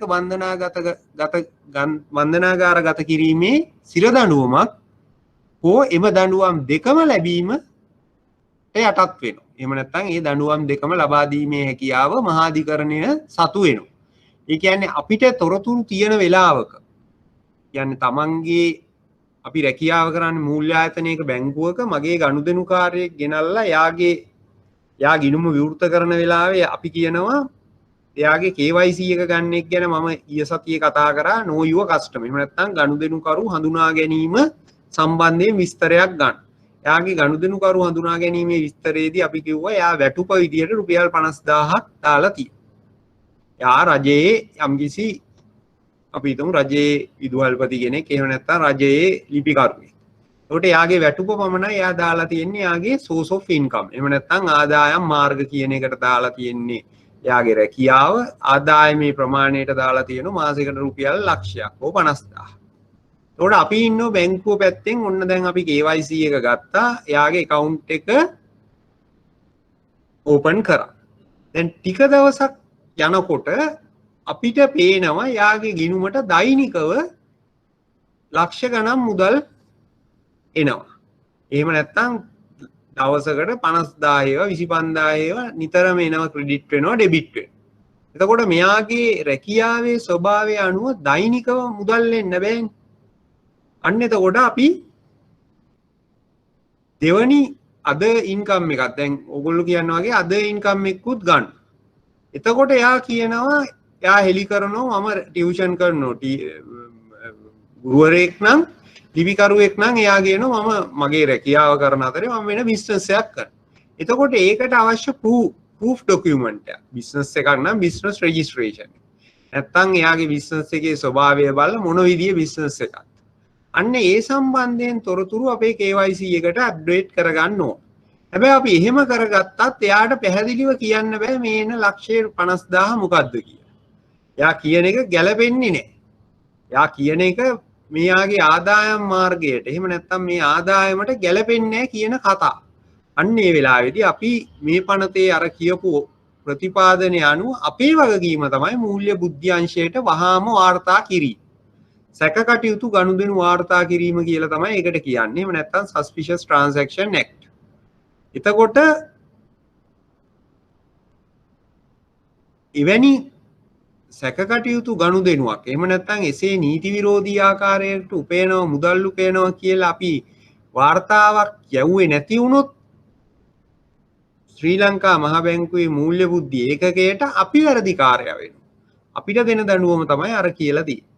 ඒ කියන්නේ අපි අපේ ගනුදෙනුකරුවට ගිණුමක් විවෘත කරා, එයාගේ ඩීටේල් ටික ගත්තා. හැබැයි එයාගේ account එකට නිතර දෙවේලේ ඩිපොසිට් ආවා.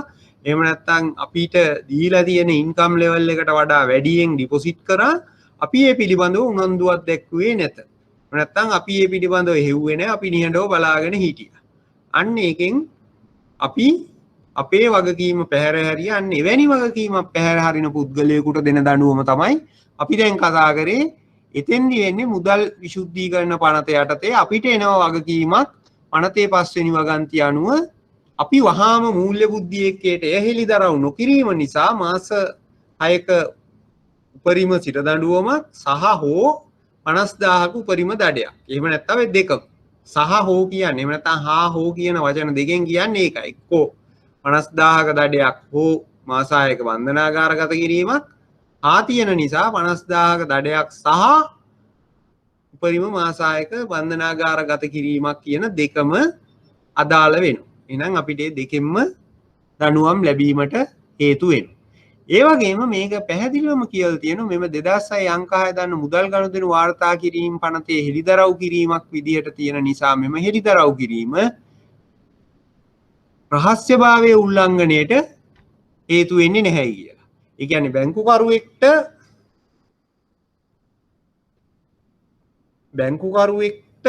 රහස්‍යභාවය හෙළි කරා කියලා ගනුදෙනුකාරයට බෑ අපිට විරුද්ධව නඩු දාන්න මෙවැනි හෙළිදරව්වකදී. අපි මේ ශ්‍රී ලංකා මහ බැංකුවේ මූල්‍ය බුද්ධි එක්කයට යවන සැක කටයුතු ගනුදෙනු වාර්තා කිරීමක් එහෙම නැත්නම් පස්සේ අපිට විරුද්ධව බෑ ගනුදෙනුකාරයට දාන්න නඩුවක්. ඔයා මොකටද මගේ ගනුදෙනු ගැන මූල්‍ය බුද්ධි එක්කයට කිව්වේ? ඔයාට ඒකට අයිතියක් නැහැ කියලා අපිට විරුද්ධව නඩු දාන්න බෑ. මොකද මේ පනතේ පැහැදිලිවම තියෙනවා මේක රහස්‍යභාවයේ කඩ කිරීමේ වගන්තියට හසු වෙන දෙයක් නෙවෙයි. අපි අපේ රාජකාරිය මත කළ යුතු හෙළිදරව්වක් විදියට. එහෙම නැත්නම් වෙනත් පනතකින් එන හෙළිදරව්වක් විදියට මෙය මොකද 2006 අංක 5 දරන ත්‍රස්තවාදී මූල්‍ය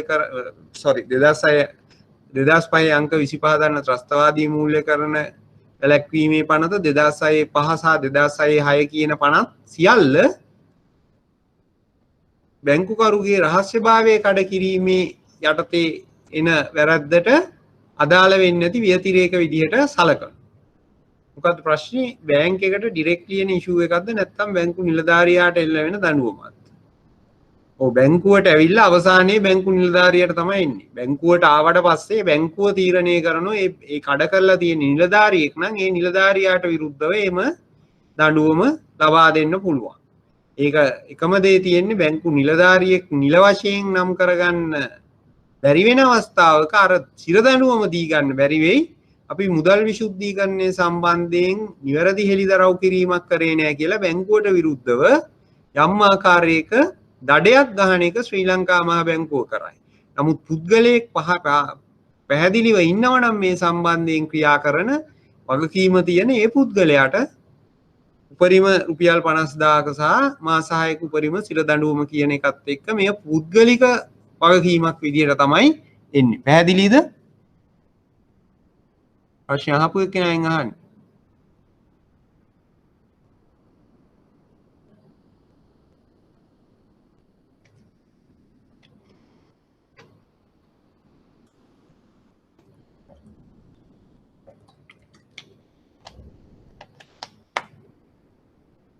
හරි.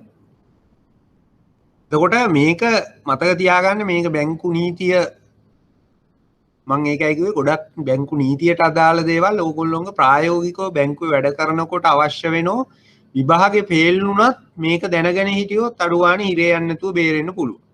විභාගේ පාස් වුණත් වැඩක් නැහැ මේක ක්‍රියාත්මක කරගන්න බැරි වුණොත් ඕගොල්ලොන්ට මේ කියන වරදකාරයා වෙලා මාසායක බන්ධනාගාර ගත කිරීම හෝ 50000 දඩේ විඳින්න වෙයි. අනතේ 6 වෙනි වගන්තිය කියන්නේ මුදල් විසුද්ධීකරණ වරද සම්බන්ධයෙන් විමර්ශනයක් කරගෙන යන විට එහෙම නැත්නම් එවැනි විමර්ශනයක් සිදුවීමට ආසන්න වන විට ඒ බව තමාගේ කාර්ය ඉටු කිරීමේදී හැර වෙනත් අයෙකුට හෙළි කිරීම විමර්ශනයට අදාළ ලේඛන වසන් කිරීම එහෙම නැත්නම් ලේඛන විනාශ කිරීම එවැනි එසේ කරන පුද්ගලයෙකුට මහාධිකරණ නඩු විභාගයකින් පසු උපරිම 50000ක දඩයක් හා හෝ උපරිම මාසායක සිර දඬුවමකට හෝ එසේ නැත්නම් මෙම දඬුවම් දෙකටම ලක් කිරීමේ හැකියාව ඇත. ඒ කියන්නේ අපි මුදල් විසුද්ධීකරණය සම්බන්ධයෙන් යම් පුද්ගලයෙක්ට එහෙම දැන් අපි අර කියපු ගුරුවරයාගේ ගිණුමට යා දීලා තියෙන KYC එකේ තියෙන්නේ මාසෙකට 75000ක් ලක්ෂයක් තමයි පඩිය. නමුත් ඔහුගේ ගිණුමට දෛනිකව රුපියල් 50000ක් වැටෙනෝ නැත්නම් සතියකට ලක්ෂයක් දෙකක් වැටෙනෝ. එවැනි අවස්ථාවක මහ බැංකුවට මේක අපි හිතමු වෙන නිලධාරියෙක් දන්වන. ඔන්න සස්පිෂස් ට්‍රාන්සැක්ෂන් එකක් රිපෝට් වෙනවා බැංකුවේ ඉන්න කවුරු හරි පුද්ගලයෙක්. අපේ යාළුවෙක් තමයි මේ වැඩේට සම්බන්ධ වෙන්නේ.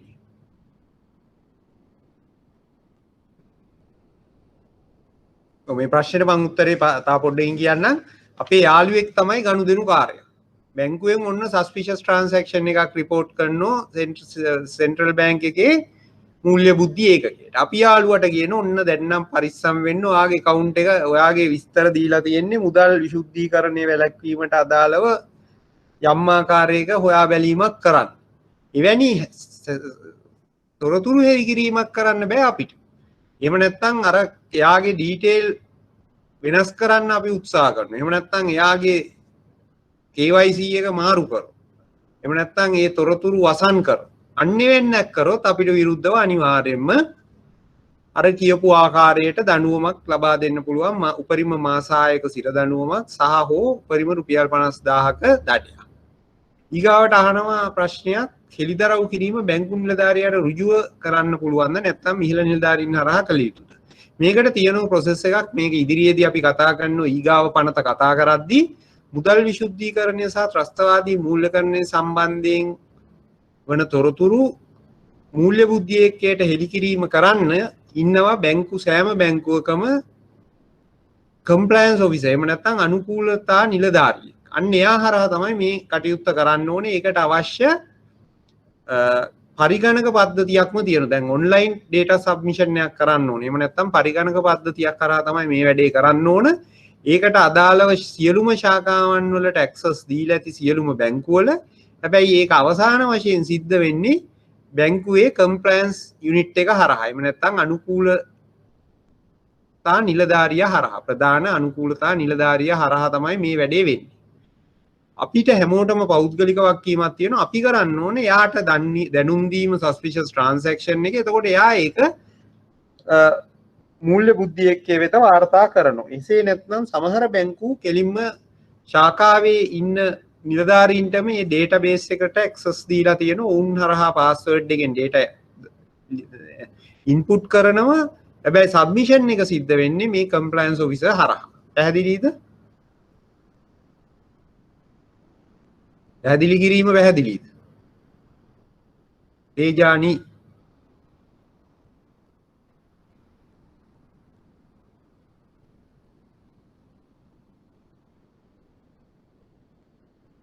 ඔයා බැංකුවක වැඩ කරන එක්කෙනෙක්ද?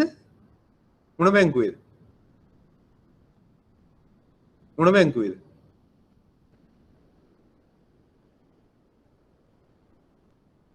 Central bank. රයිට්. එතකොට කමර්ෂියල් බැංක්ස් වලට හැම කමර්ෂියල් බැංක් එකකම තියෙනවා කම්ප්ලයන්ස් ඔෆිසර් හරහා තමයි මූල්‍ය බුද්ධියකයට මේ වාර්තාකරණය සිද්ධ වෙන්නේ. එතකොට කම්ප්ලයන්ස් ඔෆිසර් හරහා වුණාට මේකේ ඩේටාබේස් එක ලින්ක් වෙලා තියෙන සෙන්ට්‍රල් බැංක් එකට. හැබැයි ඒකේ ඩේටා සබ්මිෂන් පාර්ට් එකේදී කම්ප්ලයන්ස් ඔෆිසර් හරහා තමයි මේ ඩේටා සබ්මිෂන් එක වෙන්නේ. පැහැදිලිනේ? right.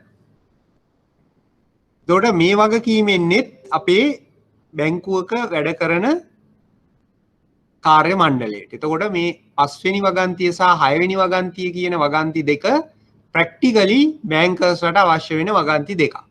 ඊගාවට අනතේ 7 වෙනි වගන්තිය කියන්නේ යම් පුද්ගලයෙක් මුදල් විශුද්ධීකරණ වරද සම්බන්ධයෙන් ක්‍රියාකාරකමක යෙදෙන බවට සාධාරණ හේතුවක් ඇති විට එහෙම නැත්නම් සාධාරණ සැකයක් ඇති විට එම ක්‍රියාව තවත් සිදුවීම වැළැක්වීම සඳහා යම් දේපලක් ගිණුමක් ක්‍රියා විරහිත කිරීමේ හැකියාව තියෙනවා පොලිස් අධිකාරීවරයෙකුට හෝ ඉන් ඉහළ නිලධාරියෙකුට.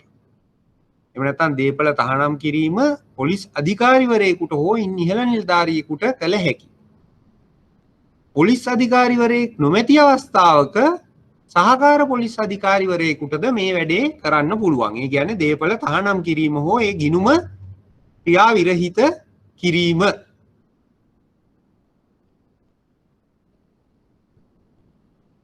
ප්‍රශ්නයක් තියෙනවා ඒකට උත්තරයක් දීලා බලන්න. If the customer refuse to give us details of the suspicious transaction, can we reject it? Inform to the compliance. If the customer refuse to give us details, ඒ කියන්නේ පැති දෙකකින්. පළවෙනි එක තමයි ගනුදෙනුකාරයා KYC එක දෙන වෙලාවෙම account එක විවෘත කරන මොහොතේ මම මේ ප්‍රශ්නෙට උත්තර දීලා යන්නම්. මොකද මේ ප්‍රැක්ටිකලි මේකට අදාළ හින්දායි මම මේවට උත්තර දීගෙන යන්නේ. KYC එකට අදාළ තොරතුරු දෙන්නේ නැත්නම් බැංකුකරුට පුළුවන් පළවෙනි මොහොතේම ගිණුම විවෘත කිරීම නොකර ඉන්න. KYC data දෙන්නේ නැත්නම් අපිට පුළුවන් ගිණුම විවෘත නොකර ඉන්න. ගිණුම විවෘත කිරීම ප්‍රතික්ෂේප කරන්න. ඒ මොහොතේම අපිට පුළුවන් suspicious transaction report එකක් දාන්න සෙන්ට්‍රල් බැංකුවට මේ අහවල් කියන පුද්ගලයාව මෙන්න මේ ඩෙන්ටි කාඩ් එක දරන පුද්ගලයා අපිට ගිණුමක් විවෘත කරන්න එයාගේ KYC එක ඉල්ලුවාම එයා දුන්නේ නැහැ. ඒකම අපිට සැක කටයුත්තක්. ඒකම අපිට දාන්න පුළුවන් suspicious transaction එකක් විදිහට. එහෙම නැත්නම් එයා මූලික අවස්ථාවේ KYC එක දීලා දෙවැනි අවස්ථාවේ අර ඉල්ලන additional incomes වලට අදාළ data දෙන්නේ. ඒ වෙලාවේදී suspicious transaction එක. මොකද එයාගේ දත්ත දෙන්නේ නැහැ කියන්නේ එයාගේ මුල් KYC එකේ තියෙන තොරතුරු වලට වඩා පටහැනි නම් එයාගේ ගනුදෙනු එතන suspicious. එතන සැක කටයුතු. එහෙනම් අපි අනිවාර්යෙන් ඒක report කරන්න ඕන. KYC එක ඔරිජිනලි දෙන්නේ නැත්නම් අපි යාව රිෆියුස් කරන්න පුළුවන් කස්ටමර්ට account එක අරින්න නැතුව නවත්තන්න පුළුවන්. හැබැයි මේ වෙනකොට අපි already account එක open කරලා නමුත් එයා මුලින් ලබා දීපු තොරතුරු වලට පටහැනි යාගේ ගනුදෙනු ක්‍රියාත්මක වීම. ඒ අවස්ථාවේදී අපිට පුළුවන් කියන්න එයාගේ additional data ඉල්ලන්න එයා ඉල්ලුවට දෙන්නේ නැත්නම් ඒ suspicious transaction විදිහට report කරන්න. ඒ වගේම parallel අපිට පුළුවන් ගනුදෙනු කරුට යවන්න ලියුමක් ඔයාගේ ගිණුම ආරම්භ කරන වෙලාවේ KYC එකේ තිබ්බේ මෙන්න මේ data ඔයාගේ ආදායම් මාර්ගයේ විදියට තිබ්බේ ඔයාගේ රැකියාවේ ලැබෙන රුපියල් 75000ක වැටුප. හැබැයි ඔයාගේ ගිණුමට 75000ට වඩා දෛනිකව විශාල වශයෙන් මුදල් තැන්පත් කරනෝ. එහෙමනම් අනිවාර්යෙන් මේකට අදාළව ඔයා KYC සබ්මිට් කරන්න අපිට. එසේ කරන්නේ නැත්නම් ඔබ සමග අපිට තියෙන ගනුදෙනු කිරීම එහෙම නැත්නම් ඔබ සමග අපිට තියෙන සම්බන්ධය අපිට අවසන් කරන්න වෙනවා. ඔබට දෙනෝ මෙච්චර කාලයක් ඔබේ ගිණුම වසන්. අපි මතකනේ කිව්වා ගිණුම වසා දැමීමේදී බැංකුකරුගේ පැත්තෙන් ගිණුම වහනකොට අපි යාට නෝටිස් එකක් දෙන්න. එතකොට යාට ඉල්ලන්න පුළුවන් හරි ඔයාලා වහනව නම් මට මීට වඩා වැඩි කාලයක් දෙන්න. අන්න ඒ කාල සීමාව අපි සලකා බලලා අවසානයේ ගිණුම වහන්න වෙනවා. එයා අපිට අවශ්‍ය දත්තයන් දෙන්නේ නැත්තම්. ඒක තමයි චතුරංගයේ ප්‍රශ්නෙට උත්තරේ. පැහැදිලිද? ඊගාවට ආන money laundering act එක forged notes printing වලට සම්බන්ධ වෙනවද? ඔව්. ඒකත් නීති විරෝධී ක්‍රියාවක්නේ. නීති විරෝධී ක්‍රියාවක් යටතේ උපයන මුදල් තමයි මුදල් විශුද්ධීකරණය යටතේ හොඳ මුදල් බවට පත් කරන්නේ. එතකොට මේ forged notes printing එහෙම නැත්නම් ව්‍යාජ මුදල් print කරන එක එක පැත්තකින් තියෙන ව්‍යාජ මුදල් print කිරීමේ වැරද්ද ඒ වගේම ඒකෙන් උපයන මුදල සම්බන්ධ වෙනවා money laundering act එකට. දැන් ඔය මුදල් විශුද්ධීකරණ පනත යටතේ සිදුවන වැරදි ගොඩක් ඒවට වෙනම දඬුවමකුත් තියෙනවා. ඒ වැරද්දට අදාළ දඬුවමක් තියෙනවා. අපි මේ කතා කරන්නේ වැරද්ද සම්බන්ධයෙන් ක්‍රියාමාර්ගය නෙවෙයි. ඒ වැරද්දෙන් උපයා ඇති මුදල නීත්‍යානුකූල තත්ත්වයට පත් කිරීමේදී සිදුවෙන තත්ත්වය. ඒ කියන්නේ වැරද්ද සම්බන්ධයෙන් වෙනම දඬුවමක් තියෙනවා. නීති විරෝධී ක්‍රියාව අපි හිතමු අල්ලස් පනතෙන් අල්ලස් අරගත්ත මුදල් තමයි මුදල් විශුද්ධීකරණයේ විදිහට දැන් ඔන්න මේ නීත්‍යානුකූල මුදල් බවට පත් කරන්නේ. එතකොට එතන වැරදි දෙකයි. පළවෙනි එක තමයි අල්ලස් ගැනීම. ඒකට අල්ලස් පනත යටතේ පුද්ගලයාට වැරදි කාර්යය කරන්නේ අදාළ නීති ක්‍රියාමාර්ගය සිද්ධ වෙනවා. දෙවැනි එක තමයි එසේ ලබාගත් මුදල නීත්‍යානුකූල තත්ත්වයට පත් කිරීමේ එහෙම නැත්නම් මුදල් විශුද්ධීකරණ. ඒක තව ප්‍රොසෙස් එකක්. ඒකටත් වෙනම දඬුවමක් තියෙනවා. ඒතකොට සමහරට එකම වැරද්දට මේ 52න් යාට දඬුවම් ලබන්න පුළුවන්. පැහැදිලිනේ? ඊගාවට එවැනි හෙළිදරව් කිරීමක් කරන්න උත්සාහ ගන්න වෙලාව තර්ජනයක් එල්ල වෙනවා නම් මේ නිලධාරීන්ට ඒ පිළිබඳ පැමිණිලි කරන්න පුළුවන් කොහෙට? ඒකෙදී තියෙන දේ තමයි එවැනි හෙළිදරව් කිරීමක් උත්සාහ කරනවා කියලා කාටවත් කියන්නේ නැහැ. අපි ගනුදෙනුකරු පිළිබඳ සස්පිෂස් ට්‍රාන්සැක්ෂන් එකක් රිපෝට් කරන්නේ ඉතා රහසිගතව. ඒක දන්නේ අපි සෙන්ට්‍රල් බැංක් එකයි විතරයි. එක්ක අපි කියන්න ඕන එළියට නැත්නම් සෙන්ට්‍රල් බැංක් එක කියන්න. එහෙම නැත්නම් මූල්‍ය බුද්ධි ඒකකේ කියන්න ඕනේ. එහෙම නැත්නම් බැංකුව කියන්න. එතකොට එසේ තත්ත්වයක් ඇති වෙනවා නම් එයටත් අපිට පුළුවන් මෙවැනි ක්‍රියාමාර්ගයකට ඒ කියන්නේ ඇත්තටම එතකොට මේ පනතේම තියෙන ඕනේ ප්‍රතිපාදනයක් යම් පුද්ගලයෙක් මේකට විරුද්ධව ක්‍රියා කරන්න යන එක නවත්තන්න හදනවා කියලා. බැංකුව ඇතුලෙන් එහෙම දෙයක් වෙන්න පුළුවන්. එතකොට ඔහුට විරුද්ධව ක්‍රියාමාර්ගයක් ගන්න පුළුවන්.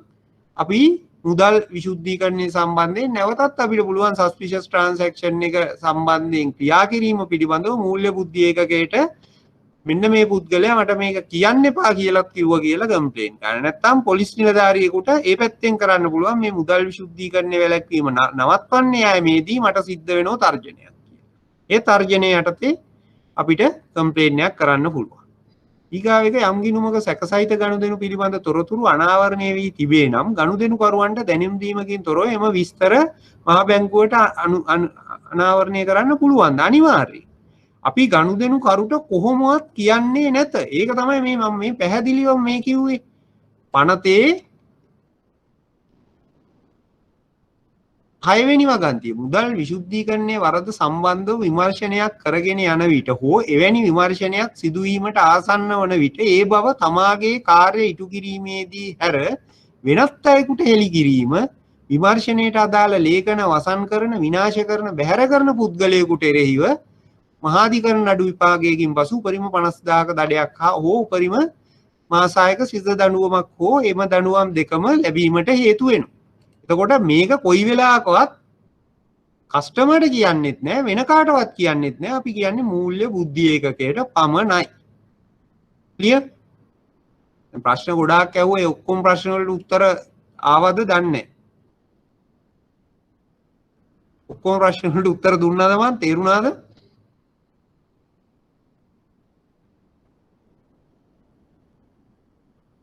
හරි. මේ සෙන්ට්‍රල් බැංකේ වැඩ කරන තේජානි ඔයා මොකද්ද ඩිවිෂන් එකේ ඉන්නේ? නෑ මොකද්ද ඩිවිෂන් එක? සස්පිෂියස් මොකද අපි EPF right. එතකොට EPF එකේදී ඕගොල්ලොන්ට මේ පිළිබඳව අර ප්‍රැක්ටිකලි දකින්න වෙන්නේ මේක මූල්‍ය බුද්ධි ඒකකේ. එහෙම නැත්නම් ෆයිනෑන්ෂල් ඉන්ටෙලිජන්ස් යුනිට් හරහා තමයි මේ වැඩේ වෙන්නේ. ඒකට වෙනම තියෙනවා වෙබ්සයිට් එකක් වෙබ් රිපෝටිං එකක් ඒ හරහා තමයි මේ වැඩේ සිද්ධ වෙන්නේ. පැහැදිලිනේ? මොකද ඕගොල්ලන්ට ප්‍රැක්ටිකල් ප්‍රශ්න අහන්න මොකද මේක ඇත්තටම මේ අපිට විභාගයේ පාස් වීමට වඩා එහාට ගියපු තත්ත්වයක්. මොකද විභාගයේ ෆේල් වුණත් බැංකින් නොකර අතහැරියත් මේ පිළිබඳව නොදැන බැංකුවක සහ හෝ එහෙම නැත්නම් මූල්‍ය ආයතනයේ වැඩ කිරීමෙන් ඔබට රැකියාවට වඩා එහා ගියපු රැකියාව නැතිවීමේ තත්ත්වයට වඩා එහා ගියපු දඬුවමකට හේතු වෙන්න පුළුවන්. දැන් අපි දන්න ඕනේ මේ වෙන රස්සාවක් කරොත් නම් අපිට වෙන්නේ රස්සාව නැති වෙන එකනේ වැරද්දක් කරොත්. නමුත් බැංකුවක වැඩ කරොත් මූල්‍ය ආයතනයක වැඩ කරොත් රැස්සාව නැති වෙනවට වැඩි එහාට ගියපු දඬුවම් වලට අපිට මුහුණ දෙන්න වෙනවා. ඒක තමයි මේ මූල්‍ය ආයතනවල බැංකුවල රාජකාරියේ තියෙන බැරෑරුම්කම. දැන් අපි කතා කරපු පනත් කීපයකම අපි කතා කරා බැංකු පනතේ තියෙන ඇතැම් ප්‍රතිපාදන අපි නිවැරදි ආකාරයට ක්‍රියා නොකරොත් අපිට විරුද්ධව බන්ධනාගාරගත කිරීමකින් දඬුවම් කරන්න පුළුවන්.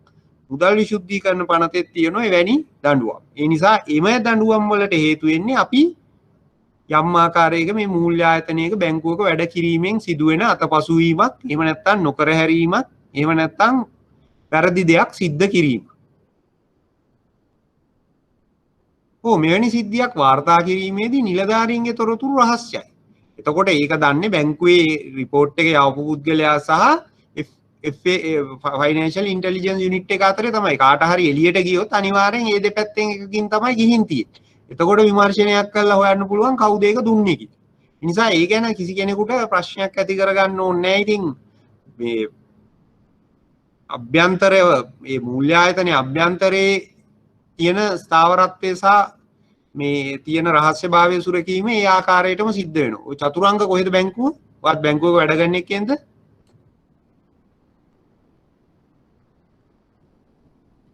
කොහෙද බැංකුවේ? right. එහෙම සාමාන්‍යයෙන් බැංකුවල මේ සම්බන්ධයෙන් යම් ක්‍රියාවක් කරා කියලා නිලධාරීන්ට ප්‍රශ්නයක් වෙන්නේ නැහැ. මොකද අපේ 100%ක්ම රහස්‍යභාවය සහිතව තමයි මේ suspicious transaction එකක් report වෙන්නේ. right. එතකොට පනතේ 7 වෙනි වගන්තිය කියලා තියෙන්නේ මෙවැනි ක්‍රියාවක් එහෙම නැත්නම් මුදල් විශුද්ධීකරණ වරදක් සම්බන්ධයෙන් ක්‍රියාකාරකමක් යෙදෙන බවට සැකයක් ඇති වෙනකොටම ඔහුගේ ගිණුමක් දීපලක් තහනම් කිරීම පොලිස් අධිකාරිවරයෙකුට හෝ ඉන් ඉහළ නිලධාරියෙකුට කරන්න පුළුවන්. නැත්නම් පොලිස් අධිකාරිවරයෙක් නැති වෙලාවක සහකාර පොලිස් අධිකාරිවරයෙකුට කරන්න පුළුවන්. සාමාන්‍ය තත්ත්වයට වඩා වෙනස් වූ තත්ත්වයක් මේක. මොකද සාමාන්‍යයෙන් අධිකරණ නියෝගයකින් තොරව කිසිම කෙනෙක්ගේ දීපලක් හෝ ගිණුමක් තහනම් කරන්න බෑ. ඒක තමයි සාමාන්‍ය නීතිය. නමුත් මේ මුදල් විශුද්ධීකරණයේදී මේ නීතිය පොඩ්ඩක් ලිහිල් කරලා එය පොලිස් අධිකාරිවරයෙකුට දීලා තියෙනවා. අපිට කෝට් ඕඩර් එකක් නැතුව බැංකුකරුවෙකුට ගිණුමක් තහනම් කරන්න පුළුවන් වෙන අවස්ථාවක් තමයි මුදල් විශුද්ධීකරණ පනත යටතේ වෙන වැරැද්දක්. ඒ අවස්ථාවේදී පොලිස් අධිකාරිවරයෙක් එහෙම නැත්නම් පොලිස් අධිකාරිවරයෙක් නොවන අවස්ථාවක සහකාර පොලිස් අධිකාරිවරයෙක්ගේ නියෝගයකින් අපිට පුළුවන් ගිණුමක් තහනම් කරන්න නැත්නම් ක්‍රියාවිරහිත කරන්න. ඒක විශේෂ තත්ත්වයක්. සාමාන්‍ය තත්ත්වයකදී එහෙම බෑ.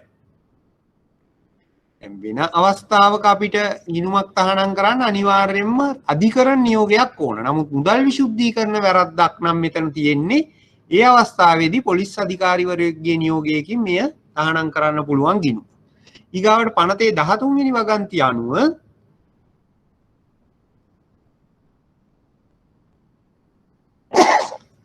පනතේ 13 වෙනි වගන්තිය අනුව මුදල් විශුද්ධීකරණයට වරදකරුවෙක් කළ විට නීති විරෝධී ක්‍රියාකාරකමින් ඍජුව හෝ වක්‍රව ව්‍යුත්පන්න වූ ඔහුගේ චංචල නිශ්චල දීපල සියලු බැඳීම් වලින් නිදහස්ව රජය සතු වෙනවා. එතකොට ඒකත් අපිට බැංකුවක් විදිහට හිතන්න වෙන දෙයක්. අපි මුදල් විශුද්ධීකරණය කරන පුද්ගලයෙකුට ණය දීලා තියෙනවා නම් එයාගේ දීපල උගස් කරගෙන එයා මුදල් විශුද්ධීකරණ වරද්දට විරුද්ධව නඩු තීන්දුවකින් එහෙම නැත්නම් ඔහුට එරෙහිව නඩු විභාගයක් කළා ඔහු මුදල් විශුද්ධීකරණ වරදට වරදකරුවෙක් වුණොත් සියලු බැඳීම් වලට යටත් නොවි ඔහුගේ දීපල රාජසන්තක වෙනෝ. ඒ අවස්ථාවේදී අපි ඒවා තියාගෙන මොගේජ් කරලා ලෝන් දීලා තිබුණත් අපිට අර සුරකුම් නැති වෙනවා. මොකද මේ නීතිය එක පැහැදිලිවම කියලා තියෙනවා සියලු බැඳීම් වලින් නිදහස් වෙලා ඒව රාජසන්තක කරන්න පුළුවන්. ඒ නිසා ඒ වගේ ගනුදෙනුකරුවන් සමග අපි ගනුදෙනු කිරීමේදී තා සැලකිලිමත් වෙන්න ඕනේ. ඒකයි අපිට මුදල් විශුද්ධීකරණය සම්බන්ධයෙන් විශාල වගකීමක් තියෙන බැංකු වලට. අපි එවැනි කස්ටමර් කෙනෙකුට ලෝන් එකක් දීලා තිබුණත් අපිට යම් කිසි අවස්ථාවක ඔහු මුදල් විශුද්ධීකරණය සම්බන්ධයෙන් වැරදිකරුවෙක් වුණොත් අර ලෝන් එකට against තිබ්බ සිකියුරිටීස් පවා අපිට නැති වෙන්න පුළුවන්. ඒක පනතේ පැහැදිලිවම තියෙනවා 13 වෙනි වගන්තිය. ඊගාවට 17 වෙනි වගන්තිය කියන මෙම පනතේ සිදුවෙන වරදක් අපරාධ නඩු විධාන සංග්‍රහයේ අපදිය නොහැකි වරදක්. අප දෙන්න බැරි වරදක්. අප දෙන්න බැරි වරදක් කියන්නේ අනිත් ඒවා අප දෙන්න බැරි වෙනවා කියන්නේ යාට අප නැතුව ඒ නඩු විභාග කාල සීමාවේදී යාව රක්ෂිත බන්ධනාගාරගත කිරීමක් කරගෙන ඉන්න ගමන් තමයි මේ නඩු විභාගය සිද්ධ වෙන්නේ.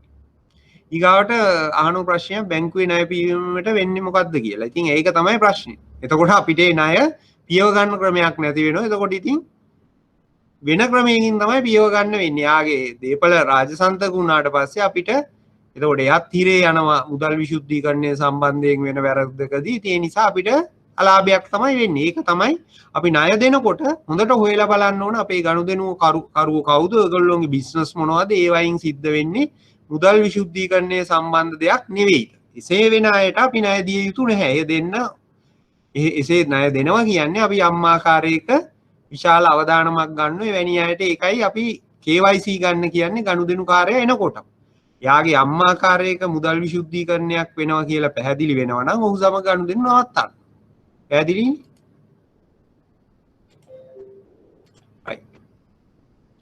ඊගාවට කියනවා 18 වෙනි වගන්තිය අනුව මේ වැරද්ද කරන්නේ පුද්ගල මණ්ඩලයක් නම්. ඒ කියන්නේ පුද්ගලයෙක් නෙවෙයි, අපි හිතමු සංස්ථාවක්. නැත්තම් සංස්ථාපිත පුද්ගලයෙක්. එහෙම නැත්තම් නෛතික පුද්ගලයෙක්. එවැනි අවස්ථාවක මේ පුද්ගල මණ්ඩලයේ සෑම අධ්‍යක්ෂවරයෙක්ම නිලධාරියෙක් ව්‍යාපාරයක නම් සියලුම හවුල්කරුවන්, හවුල් ව්‍යාපාරයක් නම් සියලුම හවුල්කරුවන්, සංස්ථාගත නොකළ පුද්ගල මණ්ඩලයක් නම් එහි සියලුම සමාජිකයෝ, කළමනාකරුවන්, පාලනය කරන අය මෙම වරද සඳහා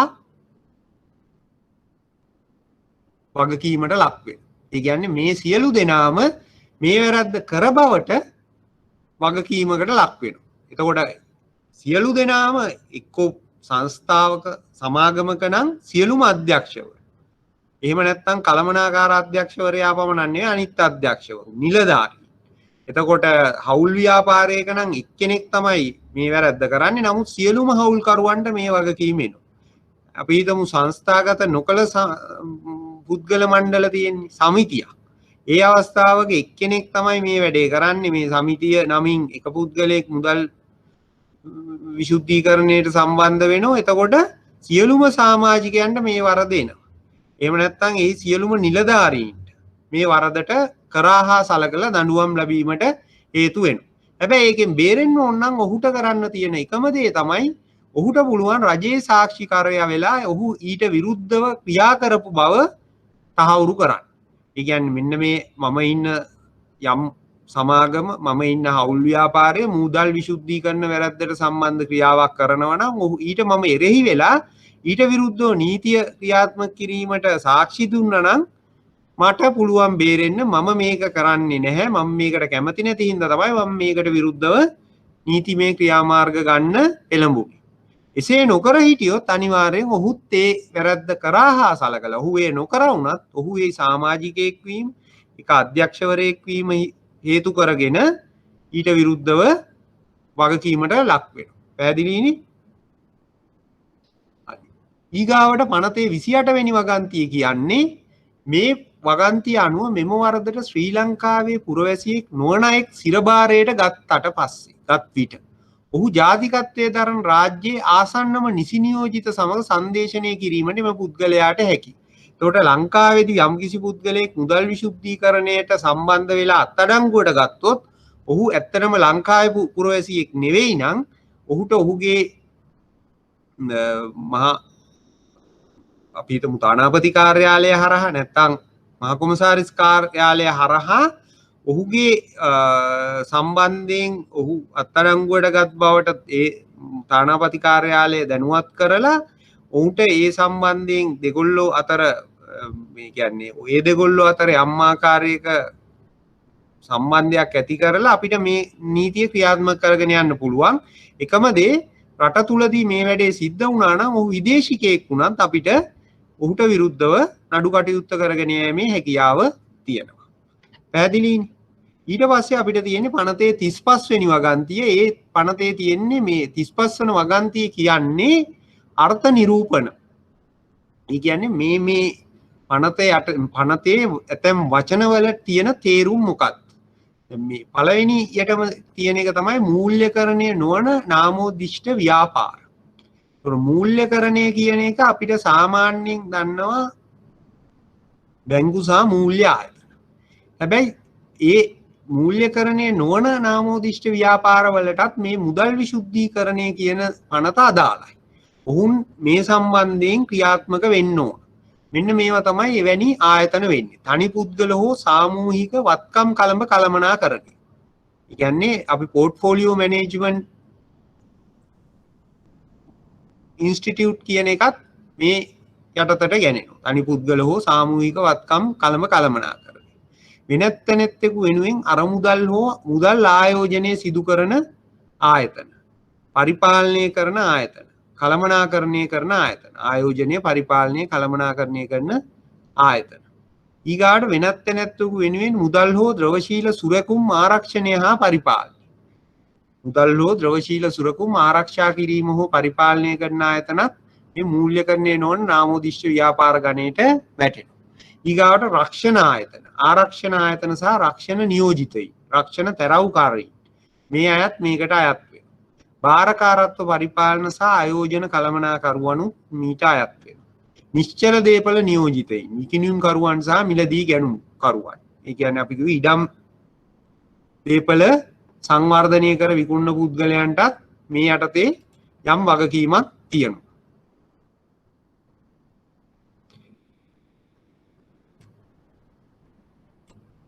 මූල්‍යකරණය නොවන නාමෝදිෂ්ඨ ව්‍යාපාර කියලා කියන්නේ මේ මුදල් විශුද්ධීකරණ ක්‍රියාවලියේදී ආයතන විදිහට හඳුන්වන්නේ මේ සියලු දෙනා. කියන්නේ මුදල් විශුද්ධීකරණයේදී අපි කිව්වේ යම්කිසි පුද්ගලයෙක් අපි මුදල් විශුද්ධීකරණය කිරීමට යොදා ගන්න පුළුවන් ක්‍රම අර අපිට යම්කිසි පුද්ගලයෙක්ට මෙන්න මේ ආයතන හරහා මුදල් විශුද්ධීකරණය සිද්ධ කරගන්න පුළුවන්. අන්න ඒවට තමයි කියන්නේ මූල්‍යකරණය නොවන නාමෝදිෂ්ඨ ව්‍යාපාර කියන්නේ. බැංකු විතරක් නෙවෙයි මෙන්න මේ කියපු සියලුම ව්‍යාපාර මූල්‍යකරණය නොවන නාමෝදිෂ්ඨ ව්‍යාපාර ගණයට යටත් වෙනවා. මුදල් ව්‍යාපාර කියන එක වෙනම හඳුන්වලා දීලා තියෙනවා. මෙන්න මේවා තමයි මුදල් ව්‍යාපාර.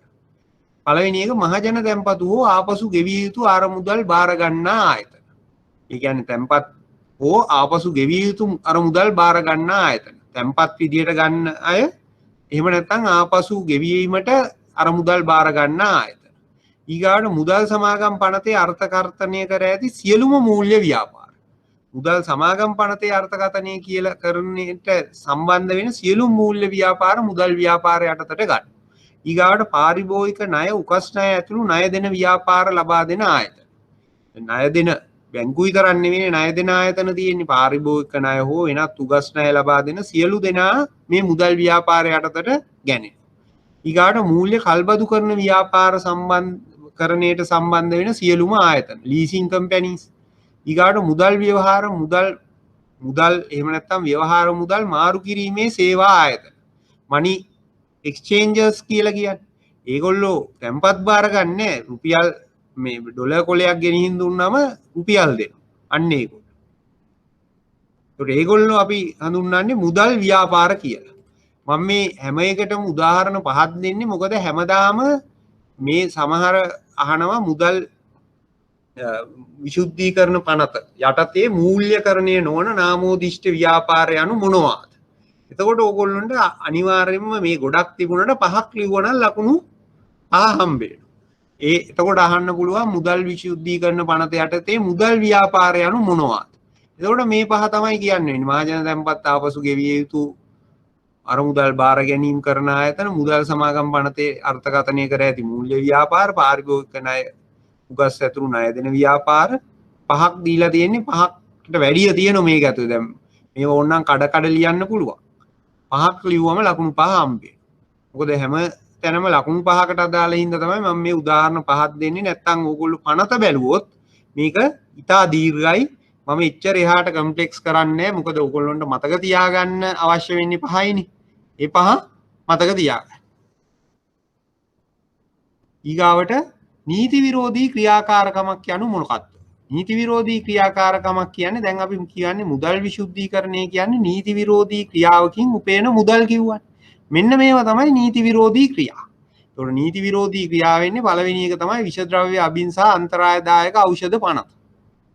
විෂද්‍රව්‍ය අබින්සා අන්තරායදායක ඖෂධ පනත කියන්නේ මේ පනතෙන් මුදල් ඉපෙව්වොත් මේක අයිති වෙන්නේ නීති විරෝධී මුදලක්. අපේ කියලා තියෙනවා ලංකාවේ විෂද්‍රව්‍ය අභිංස අන්තරාදායක ඖෂධ පනතෙන් නීති විරෝධී කරලා තියෙන ක්‍රියාකාරකම් ටික. ඒ වයින් යම් පුද්ගලයෙක් මුදල් ලිපෙව්වොත් ඒක එන්නේ නීති විරෝධී මුදල් විදියට. ඒක තමයි නීති විරෝධී ක්‍රියාකාරකමකින් උපයන මුදල් කියන්නේ. දැන් මේ සම්බන්ධයෙන් නිතරම වැටලීම් සිද්ධ කරනුනේ විෂද්‍රව්‍ය අභිංස අන්තරාදායක ඖෂධ පනත යටතේ තමයි ඔය විවිධ මද්‍රව්‍ය වැටලීම් සිද්ධ කරලා ඒවට අදාළ මුදල් හොයාගන්න. ඊගාවට ත්‍රස්තවාදයේ වැළැක්වීමට සම්බන්ධ නීතියක්. අපි කලින් කතා කරපු පනත 2005 අංක 25 දන්න ත්‍රස්තවාදී වැළැක්වීමේ ත්‍රස්තවාදී මූල්‍යකරණය සම්බන්ධ පනත. එහෙම නැත්නම් ත්‍රස්තවාදයේ වැළැක්වීම සම්බන්ධයෙන් වෙනත් ඇති කරලා තියෙන නීතියක්. ඕනෑම නීතියක්. ඊගාවට අල්ලස් පනත. අල්ලස් පනතෙන් ලබා ගන්න මුදල්. අල්ලස් පනත යටතේ වැරැද්දක් විදියට හඳුන්වලා ඇති දෙයකින් ලබා ගන්න මුදල්. ඊගාවට ගිනි අවි ආඥා පනතේ වැරැද්දකින් උපයන මුදල්, පුපුරන ද්‍රව්‍ය ආඥා පනත යටතේ වැරැද්දකින් උපයන මුදල් 1965 අන්තරාදායක ආයුධ පනතේ යටතේ උපයන මුදල්. ඊගාවට අන්තර්ජාතික සංවිධානාත්මක අපරාධ සම්බන්ධ තත්කාලීන නීති. ජාත්‍යන්තර සංවිධානාත්මක අපරාධ සම්බන්ධව තියෙන තත්කාලීන නීති. ඒක අද තියෙන නීතිය නෙමෙයි, හෙට වෙනස් වුණොත් මේකත් අදාළ වෙනවා මේ පනත යටතේ වැරැද්දක් විදියට. ඊගාවට ළමයින්ට එරෙහි වැරදි සම්බන්ධයෙන් තත්කාලීන නීති. දැන් ළමයින්ට එරෙහි වැරදි කියන්නේ ළමයෙක් සේවයට යොදා ගැනීමත් වැරද්දක්. දැන් ඕගොල්ලෝ අද ඊයේ නිවුස් බැලුවා නම් දකින්න ඇති වයස අවුරුදු 18 16ක විතර ළමයෙක් අරගෙන දීවර කාර්මිකයෙක් විදියට වැඩට අරගෙන ඔහුට පහර දීමක් කරලා මේ ඒ පුද්ගලයාගේ මව හෝ කවුරු හරි පැමිණිලි කළා මේ මම දැක්ක හිරු හෝ දෙරණ මාධ්‍ය ආයතනය විසින් අර ඒගොල්ලොන්ගේ තියෙන ඔය ප්‍රවෘත්ති වලට දාන ස්පෙෂල් කෑල්ලක දානවා මේ දරුවට පහර දීලා තියෙනවා මසුන් අල්ලගෙන යන වෙලාවේ. එතකොට එයාට කෙලින්ම නීති මේ යාට විරුද්ධව නඩු දාන්නේ මුදල් විසුද්ධීකරණ පනත යටතේ. කොහොමද මුදල් විසුද්ධීකරණ පනත යටතේ නඩු දාන්නේ? එයාට ළමයින්ට එරෙහිව වැරදි විදිහට වෙනම නඩුවක් යන අතරේ මෙතනත් නඩුවක් යනවා. මොකද්ද මෙතන යන නඩුව? මෙයා මේ මුදල් උපයලා තියෙන්නේ ළමයින්ට එරෙහිව සිදු කරපු වැරද්දක් විදිහට. ඒ කියන්නේ බාල වයස්කාරයෙක් සේවයට යොදා ගැනීම. ඊගාවට පුද්ගල ජාවාරම් සම්බන්ධ තත්කාලීන නීති. පුද්ගල ජාවාරම් කියන්නේ පුද්ගලයෝ එක රටවල් අතර නීති විරෝධී ආකාරයට සංක්‍රමණය කිරීම. එහෙම නැත්නම් වහල් ඒ කියන්නේ පුද්ගලයෝ විකුණනෝ යම් යම් ක්‍රියාවන් සඳහා. ඒකත් මේකට අදාළ වෙනවා. ඊගාවට ඒ ඇරුණම පොදුවේ කියනවා මරණ දණ්ඩනය හෝ අවුරුදු 7කට වැඩි බන්ධනාගාරගත කිරීමක් දඬුවම්සේ ලැබෙන ඕනෑම වැරැද්දකින් උපයන මුදල් මේ පනත යටතේ නීති විරෝධී ආකාරයක මුදලක් වෙනවා. පැහැදිලිනේ? මේනුත් අහන්නේ 5යි මට උදාහරණ 8ක් දීලා තියෙනවා 5ක් මතක තියාගන්න. නීති විරෝධී ක්‍රියාකාරකම් යනු මොනවාද කියලා ඇහුවම 5ක් ලිව්වනම් ඇති. පැහැදිලිද? මුදල් විසුද්ධීකරණ පනත සම්බන්ධ කටයුත්ත කාර්ය යම් ආකාරයකට ඉවරයි. ඒක තමයි මම ඇහුවේ මේ ටික පැහැදිලිද කියලා.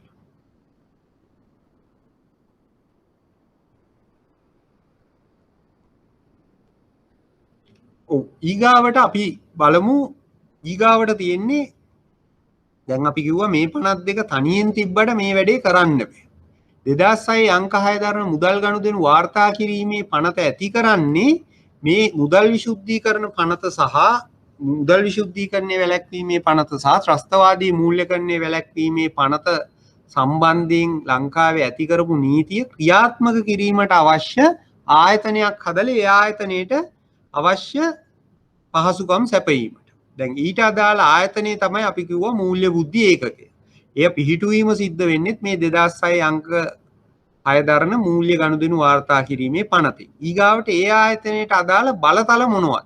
ඒගොල්ලොන්ට කොහොමද ගිහිල්ලා බැංකු සහ මූල්‍ය ආයතන වලින් තොරතුරු ඉල්ලන්නේ?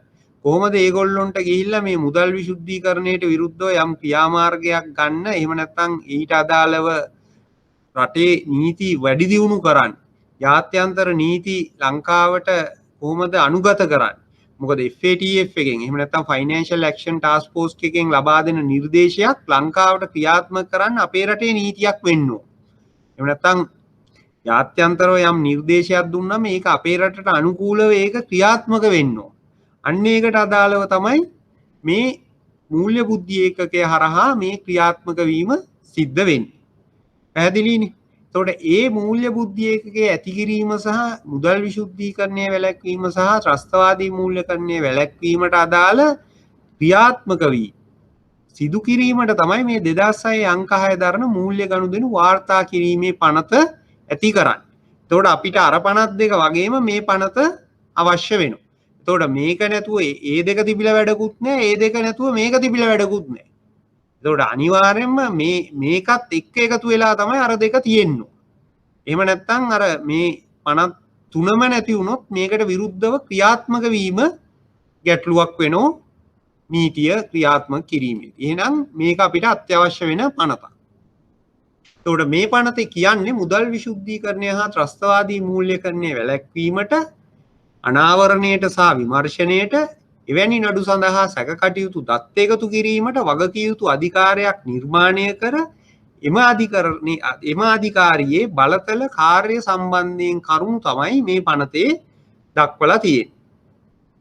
එතකොට අපි මේ පනතේ බැලුවොත් වගන්තිය අනුව පනතේ දෙවනි වගන්තිය කියනවා කිසිම ආයතනයක් නිර්නාමිකව එහෙම නැත්නම් ව්‍යාජ නමකින් අංකයකින් පමණක් හඳුන්වන ගිණුමක් පවත්වාගෙන යාම නොකළ යුතුය.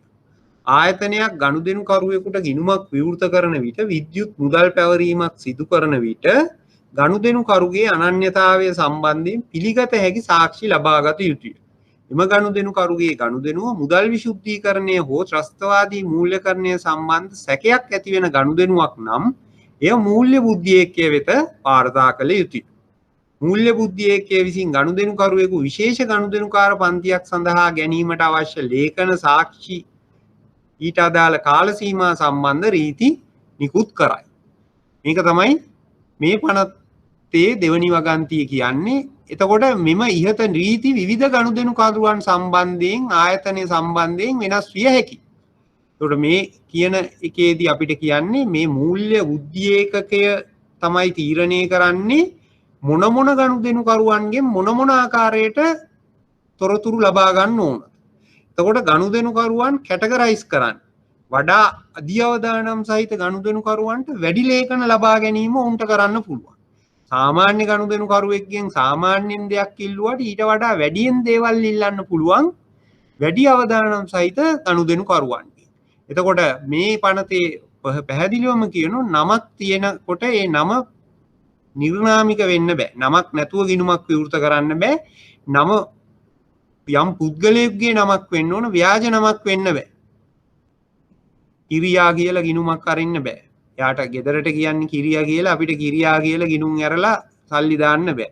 නිර්නාමිකව ගිණුම් අරින්න බෑ. අංකයකින් පමණක් හඳුන්වන ගිණුමක් අරින්න බෑ. දැන් ඕගොල්ලෝ මට මතකයි ගිය සතියේ කවුරු හරි ඇහුවා ලංකාවේ නම්බර්ඩ් account එකක් තියාගන්න පුළුවන්ද? බෑ. කිසිම ආකාරයකට මේ පනත අනුව කියලා තියෙනවා ලංකාවේ අංකයකින් හඳුන්වන ගිණුමක් විවෘත කරන්න බෑ. ගිණුමක් විවෘත කරනකොට ඔහුගේ අනන්‍යතාවය ඉදිරිපත් කරන්න ඕනේ. අවශ්‍යතාවය දක්වලාම තියෙනවා මේ පනතෙන්. අනන්‍යතාවය මොකද්ද? අනන්‍යතා සහතිකයක් තියෙන්න ඕනේ. එතකොට ලංකාවේ අනන්‍යතා සහතික නීතිය පිළිගන්නේ ජාතික හැඳුනුම්පත,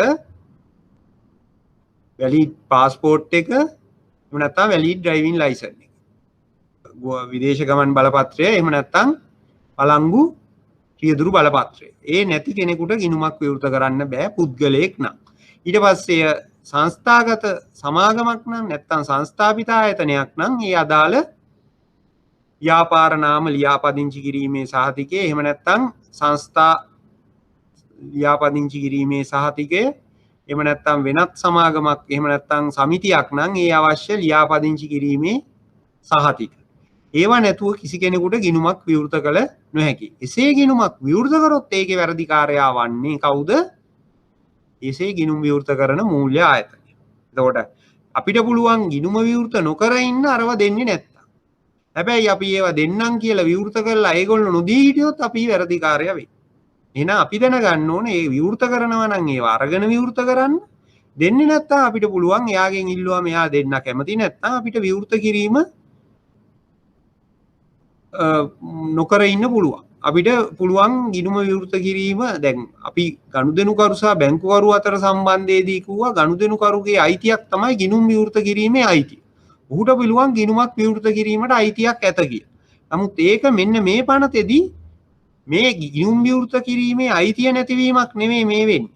අපි කියන ඕගොල්ලන්ට ගිණුම් විවෘත කිරීමේ අයිතිය තියෙනවා. හැබැයි ඔයගොල්ලෝ ගිණුම් විවෘත කරනවා නම් ඕගොල්ලෝ මෙන්න මේ දේවල් ටික අරන් එන්න. අපිට පුළුවන් අවම අවශ්‍යතාවයන් ටික කියන්න. එතකොට ඒගොල්ලෝ ඒක ගේන්නේ නැත්නම් එයාලගේ අයිතිය නැති වෙලා තියෙන්නේ. මොකද එයාලා ඒ අවශ්‍ය අවම දත්තත් සපයන්නේ නැති නිසා. එහෙම නැතුව ඒගොල්ලොන්ට ඔහුගේ ගිණුම් විවෘත කිරීමේ අයිතිය නෙවෙයි නැති කරලා තියෙන්නේ. ඔහුට ගිණුම විවෘත කිරීමේ අයිතිය තියෙනවා. නමුත් අපිට බැංකුකරුවාගේ පැත්තෙන් කියන්න පුළුවන් මෙන්න මේ නීතිය අනුව අපිට ඔබගේ අනන්‍යතාවය තහවුරු කිරීම සඳහා මේ දත්තයන් අවශ්‍යයි. එතකොට ඔහුගේ ලියාපදිංචි ඒ කියන්නේ ලිපිනේ ලියාපදිංචි ලිපිනේ එහෙම නැත්නම් ඔහු දැනට ඔහුගේ ස්ථිර ලිපිනේ මොකක්ද? එතකොට අපි හිතමු හැඳුනුම්පතේ ඔහුගේ ලිපිනේ තියෙන්නේ වෙන මොකක් හරි. එයා දැනට ලංකාවේ මහනුවර ප්‍රදේශයේ ඉපදිලා කොළඹ ප්‍රදේශයේ පදිංචි වෙලා ඉන්නවා. එයාගේ නැෂනල් ඩෙන්ටිටි කාඩ් එකේ තියෙන නුවර ඇඩ්‍රස් එක. අපිට එතකොට නැවතත් ඉල්ලන්න පුළුවන් ඔයා කොළඹ නම් ඇඩ්‍රස් එක දෙන්නේ ඔයාගේ ඇඩ්‍රස් එක කොළඹ එක දාන්න පුළුවන්. හැබැයි අපිට ඒ කොළඹ ඇඩ්‍රස් එක තහවුරු කිරීමට වෙනත් සාක්ෂියක් දෙන්න. ඒකට අපි ඇඩ්‍රස් ප්‍රූෆ් එකක් ඉල්ලන්න පුළුවන්. ඒකට ඒක ගනුදෙනුකාරයා දෙන්නේ නැත්නම් අපිට කියන්න පුළුවන් එහෙමනම් අපිට ගිණුම විවෘත කරන්න පුළුවන් වෙන්නේ මේ මහනුවර ඒ අදාළ ගිණුමට ඒ අදාළ ලිපිණයට තමයි. මේකට විවෘත කරන්න බෑ. එහෙම නැත්නම් ඕගොල්ලොන්ට ගේන්න වෙනත් ග්‍රාම සේවක සහතිකයක් හෝ මෙතන පදිංචි බවට වන සහතිකයක්. ඒ අපිට අවශ්‍ය වෙන අවශ්‍යතාවය අපිට ඉල්ලා සිටින්න පුළුවන්. ගනුදෙනුකරුවෙක් ඔය කියන්නේ ස්වභාවික පුද්ගලයෙක් නම් ඔහුගේ ඇඳුනුම්පත් අනන්‍යතා සහතික නෛතික පුද්ගලයෙක් නම් ඒ නෛතික පුද්ගලභාවය සනාථ කිරීමට අවශ්‍ය සහතික පත්‍ර අපිට ඉල්ලා සිටීමට හැකියාව තියෙනවා. පැහැදිලිද?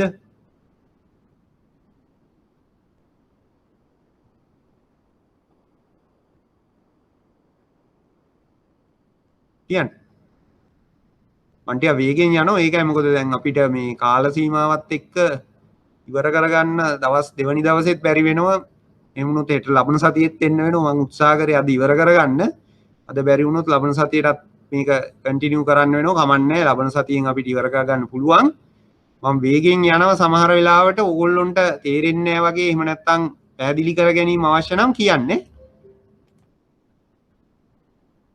ඊගාවට මෙම විශේෂ ගනුදෙනුකාර පන්තියකට වැඩි විස්තර ඉල්ලන්න පුළුවන්. එතකොට විශේෂ ගනුදෙනුකාර පන්තියක් කියලා කියන්නේ සාමාන්‍ය ගනුදෙනුකරුවෙක්ගෙන් ඉල්ලන දෙයට අමතරව අපිට කියන්න පුළුවන් අධිඅවදානම් සහිත පුද්ගලයෙක් නම් අධිඅවදානම් කියලා කියන්නේ මුදල් විශුද්ධීකරණය සම්බන්ධයෙන් වැඩි අවදානමක් තියෙන පුද්ගලයෙක්. ව්‍යාජ ලේඛන ඉදිරිපත් කරන අවස්ථාවක එය හඳුනාගත නොහැකි වූහොත් වරද බැංකු නිලධාරියාට එල්ලවන වාද. ඒක කේස් බයි කේස් වෙන එක.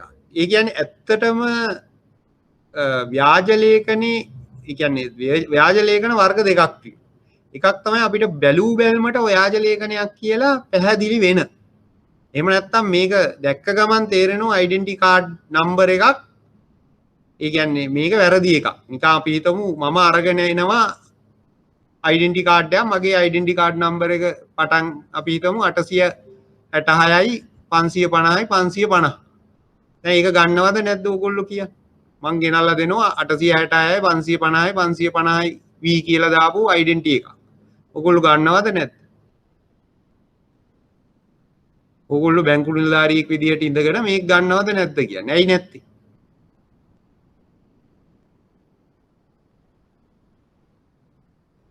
හේතුව කිය. නෑ කියන්නේ බා. ඔව් 866 කියලා එන ඩෙන්ටිටි එක 6 තුන්වෙනි අංකේ 6. 6 කියන්නේ අනිවාර්යෙන් කාන්තාවක් වෙන්න ඕනේ. එතකොට ඒක මං අරන් ආවොත් ඒක ගන්න බෑ. නැත්නම් මුලා ඉලක්කම් දෙකේ ප්‍රශ්නයක් නෙවෙයි 86 කියන එක ප්‍රශ්නයක් නෑ නේ ඕගොල්ලොන්ට. ඒක 86 කියලා පේන්නේ මගේ මූණ දැක්කමනේ. ඒකේ ප්‍රශ්නයක් නෑ. 6 තුන්වෙනි ඉලක්කම තමයි ප්‍රශ්නේ. අන්න ඒක ව්‍යාජ ලේඛනයක් කියලා දැක්ක ගමන් අපිට හඳුනා ගන්න පුළුවන් වෙයි. හැබැයි වැරදිලා හරි අපි ඒක ගත්තොත් අන්න බැංකුකාරයාගේ පැත්තේ වැරද්දක් තියෙනවා. හැබැයි මම ගේන එක 860. 860යි එකක්. හැබැයි ඇත්තටම මං ගේන්නේ 860 කියලා ගේන්නේ මගේ එක නෙවෙයි වෙන කාගේ හරි. එතෙන්දී ඕගොල්ලන්ට රූපේ වුණත් අපිට එකපාරට බලා ගන්න බෑ, පැහැදිලි නෑ. මොකද ගොඩාක් අයගේ ඩෙන්ටි කාඩ්ස් වල තියෙන්නේ පාසල් කාලේ ඡායාරූප. එතකොට ඒ ඡායාරූප අද දකින්න ඒවට වඩා ගොඩක් වෙනස්. ඒ වගේ වෙලාවක ඕගොල්ලන්ට හඳුනා ගැනීම සමහර වෙලාවට පුළුවන්. නමුත් සමහර වෙලාවට ඒක 100%ක් අඳුන ගන්න බැරි වෙනවා. මේක වැරදි එකක්ද හරි එකක්ද.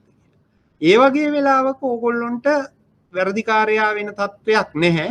නමුත් අර එකපාරට මතු පිටින් දකින්නකොටම වැරද්දක් සහිත ලේඛනයක් නම් එහි වරද ඒක එනවා නොසලකිල්ල යටතේ බැංකුකරුවාට. අපි කිව්වනේ බැංකුකරුවෙක් නොසලකිලිමත් නොවි වැඩ කරන්න ඕන කියලා. එන්නේ එතෙන්දි නොසලකිලිමත් ලෙස ක්‍රියා කරා කියලා ඔහුටත් වැරද්දක් වෙන්න පුළුවන් ව්‍යාජ ලේඛනයක් බාර ගැනීම යටතේ. නමුත් ඉතා සූක්ෂමාකාරයෙන් නිර්මාණය කරපු ව්‍යාජ ලේඛනයක් නම් අපිට බෑ. මොකද බැංකුකරුවා යනු සාමාන්‍ය පුද්ගලයෙක්. ඔහු CID එකේ එහෙම නැත්නම් අපරාධ විමර්ශන නිලධාරියෙක් නෙවෙයි. එහෙම නැත්නම් අර අපි කියන්නේ ව්‍යාජ ලේඛන හඳුනා ගැනීමේ ආයතනයක් තියෙන්නේ ලංකාවේ. ඒ වගේ තැනකට ව්‍යාජ අත්තකුරු එහෙම හඳුනා ගන්න අපි යවනවා. එවැනි ආයතනයක වැඩ කරන පුද්ගලයෝ නෙමෙයි බැංකුවලින්. ඒ තත්ත්වයට අපි බලාපොරොත්තු වෙන්නේ නැහැ. නමුත් සාමාන්‍ය මතු පිටින් දකින්නකොට වැරදි ලේඛනයක් නම් අපි බාරගෙන තියෙන්නේ අපිට ඒ වැරද්දෙන්. ඊගාවට මූල්‍ය බුද්ධි ඒකකයට පුළුවන් වැඩි අවදානම් සහිත ගනුදෙනුකරුවන්ගෙන් වැඩි විස්තර ඉල්ලන්න. ඒකට අපි හිතමු ගිණුම විවෘත කරන්න එන්නේ සාමාන්‍ය පුද්ගලයෙක්, ඔහුගේ රැකියාව රජයේ ලිපිකරුවෙක්, සැලරි එක මාසෙකට රුපියල් 50000යි, සාමාන්‍ය ගිණුමක්. එයාගෙන් කියනවා මාසෙකට රුපියල් 50000යි. එතකොට අපිට සැලරි රිසිට් එක ඉල්ලන්නත් පුළුවන්, නැති වුණත් ප්‍රශ්නයක් නැහැ. එයා කියනවා මම අහවල් තැන වැඩ කරන්නේ. එයාගේ සමහර වෙලාවට හැඳුනුම් පතේ පිටිපස්සෙම තියෙනවා අහවල් ආයතනයේ වැඩ කරන්නේ. එතකොට අපිට ඊට එහාට විස්තර ඉල්ලන්න ඕන වෙන්නේ නැහැ. නමුත් ඔහු අපි හිතමු දේශපාලනික සම්බන්ධ සහිත පුද්ගලයෙක්, politically exposed person කෙනෙක්, PEPS කියලා කියන්නේ. එහෙම නැත්නම් ඔහු අර අපි කියපු high risk customer කෙනෙක්, gem business කරන කෙනෙක්. නැත්නම්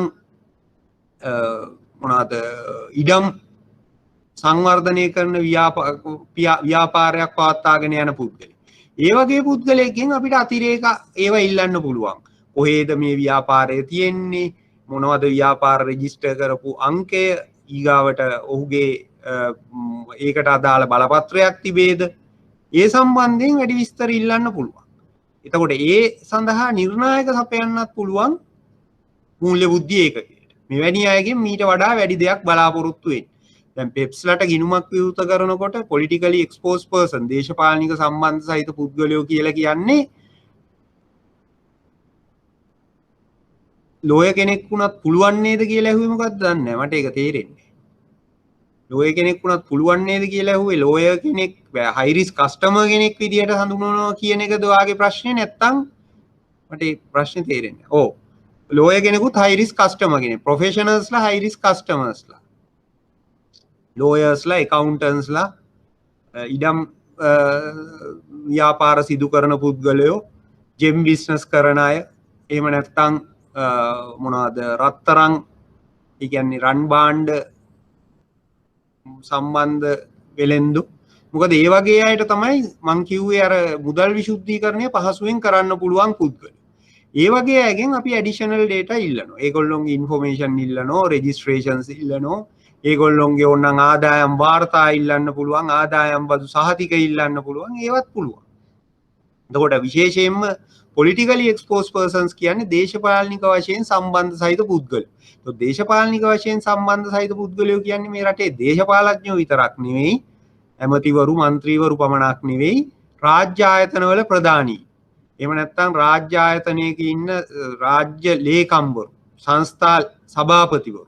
මොකද ඒගොල්ලන්ටත් මුදල් විශුද්ධීකරණය සිද්ධ කරන්න පුළුවන් යම් යම් අකටයුතුකම් වලින්. එතකොට එවැනි පුද්ගලයන්ට ගිණුමක් විවෘත කරද්දී විශේෂයෙන් දේශපාලනික වශයෙන් සම්බන්ධ සහිත පුද්ගලයෝ කියන්නේ අපි politically exposed persons ලට ගිණුම් විවෘත කිරීමේදී ශ්‍රී ලංකා මහ බැංකුව ලබා දීලා තියෙන නිර්ණායකයක් තමයි සාමාන්‍ය ගිණුම් විවෘත කරන නිලධාරියට ඒක කරන්න බෑ.